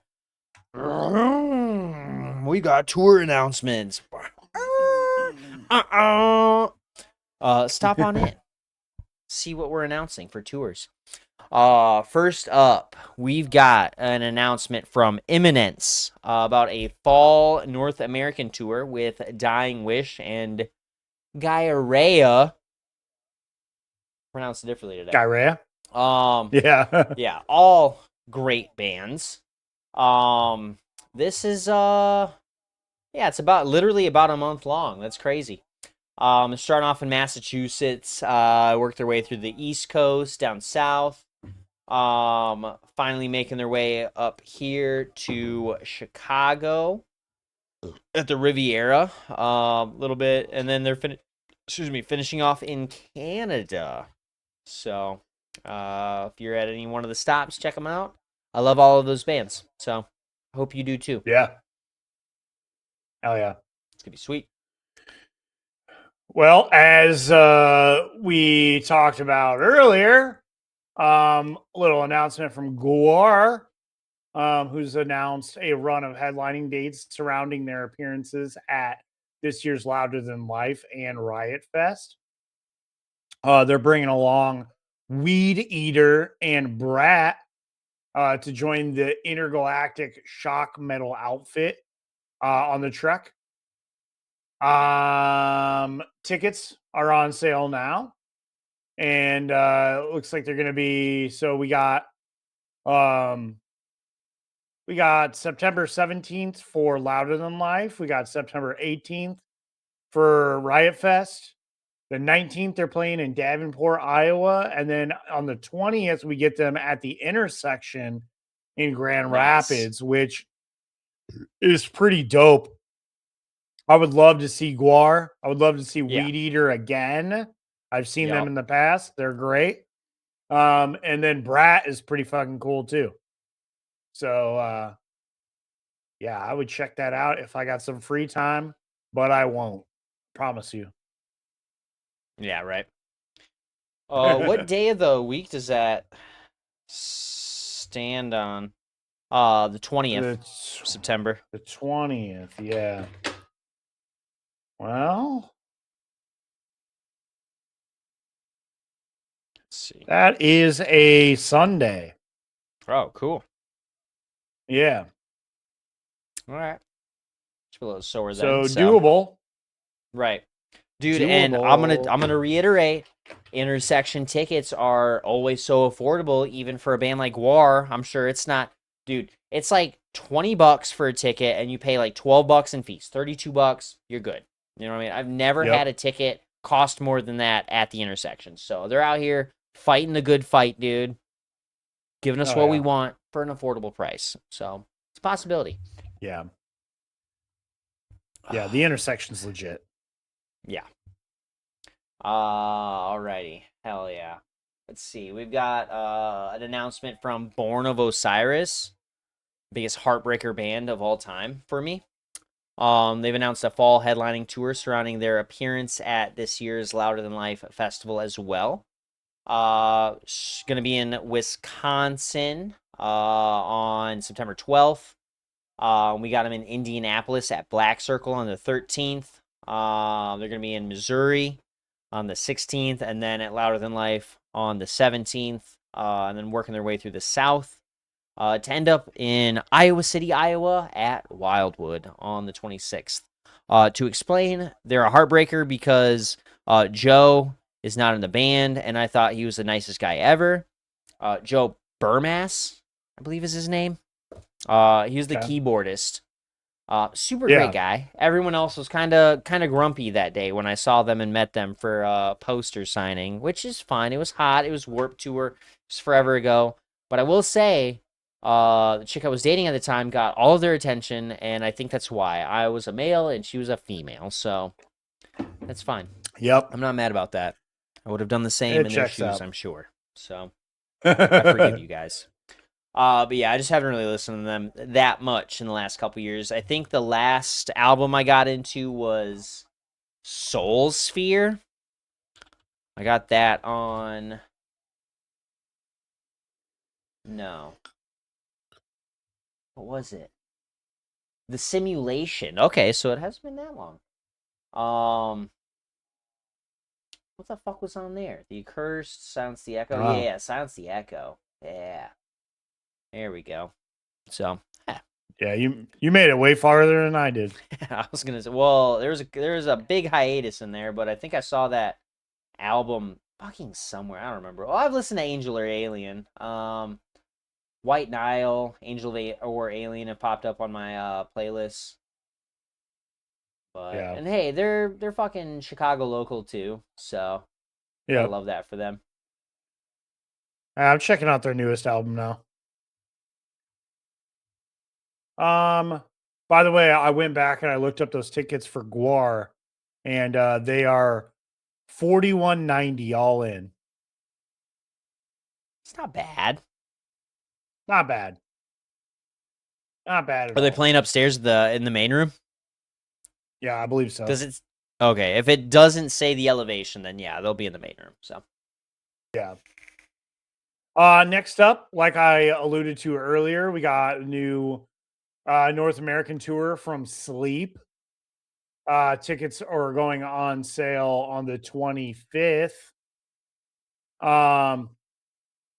They're starting off in San Diego, making their way through the South, until eventually, well, actually, they're starting off in California, going through the South, going back to the West Coast, for British Columbia, Washington, Oregon, California. Eventually, they come out to the Midwest in November. On the 5th, we got Milwaukee at the Pabst Theater. The 6th at the Riviera in Chicago.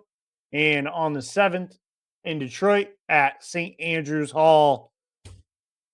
Before they go over to the East Coast and finish off the tour in Washington, D.C. This one being in November, I'm pretty sure I have plenty of other stuff in the surrounding months that I won't be able to go to this, unfortunately. I've seen Sleep before, and given the fact that Matt is no longer in the band, I don't feel Right. as much of a need to make it out to this. So, right. but it is a good show. So if you're into them at all, go check them out. Oh yeah. Possibility. We'll see. So I don't think I have anything set up for November. I think we got end of September for Knock Loose. I'm gonna have I gotta buy tickets for AFI for October. Gotta do that soon. I might be able to do that tomorrow. Yeah, nothing in November, and then December we've got Under Oath. So yeah, Yeah. we'll see. We will see. Alrighty, this is the last tour announcements before we leave for the evening. I don't know how excited I am about this because I'm a Taking Back Sunday guy. All right, but I'll do it for you guys. I'll tell you about this tour. Brand new. The formerly inactive New Jersey emo indie rock outfit have announced a 2026 tour centered around their landmark objective. 2006 album The Devil and God Are Raging Inside Me, which celebrated its 20th anniversary this year. The announcement comes as the band continues its return to live performances following a lengthy hiatus that began after allegations surfaced against frontman Jesse Lacey involving grooming and inappropriate behavior with a minor. Should have just stayed sitting down, Jesse Lacey. Lacey publicly responded to the allegations in 2017. The return has remained controversial, with additional individuals coming forward to share allegations about their experiences with Lacey. Following the reunion announcement, the newly announced run marks the band's first shows of 2026 and will span 16 dates across the country, kicking off in Nashville this summer. So, yeah, starting off in Nashville, September 29th. Let's see, we got them next in Chicago at the Brawl Room. on October 3rd. A few days later, on October 6th, we've got them in Detroit at the Fox Theater, working their way east, coasty, northeasty, and then south from there to end up in Florida, Missouri, Texas, Colorado, Nevada, into California to end in Phoenix, Arizona at the Financial Theater. So, hey, I'm not trying to shit on their legacy. I get it. If you like that album, that's fine. I listened to it a little bit too, but sorry, I'm in my camp. That's all I can say. Oh, I have no problem shitting on it. Hide your kids, hide your wife, because Jesse Lacey is going to Jesse come into Lacey's town. out here again, guys. Oh my god. Hell yeah. Yeah. hell no. Hopefully nobody buys. Right. Hopefully, no one buys tickets to that, and they have to cancel it. Exactly. But yeah. All right. Well, that's all we got, That's folks. about it. So, It's fun. we're gonna wrap this up because I'm a little hungry and a little thirsty, and yeah, need to take a load off for a second. So, until then, I will beg you to do some things for us, and that is follow us on our social media, please. Please, please, please, please, please, will you follow us on social media at Instagram, on Instagram at the.riff.report, YouTube at the Riff Report News, where you're hopefully watching this right now. If you are, please subscribe to our channel, like this, leave a comment, hit that bell icon in the corner so you can get notified when we release new videos. And if you're feeling extra generous, hit that share button and send it to your closest friend or enemy so that they can check this out. You can follow us on Tidal, where we post a lot of playlists, specifically mostly our tracks of the week playlist now. But anytime we play a game on After Hours, we make a little playlist for that. And right now we've built up a nice little arsenal of playlists for you to go check out. So go do that. And I'll remind you, putting out new episodes every Wednesday morning on YouTube for your regular news and releases. And then every Friday at 6 p.m. for After Hours, the dimmest corner on the internet. So for now, stay loud, stay angry. We'll catch you in the pit.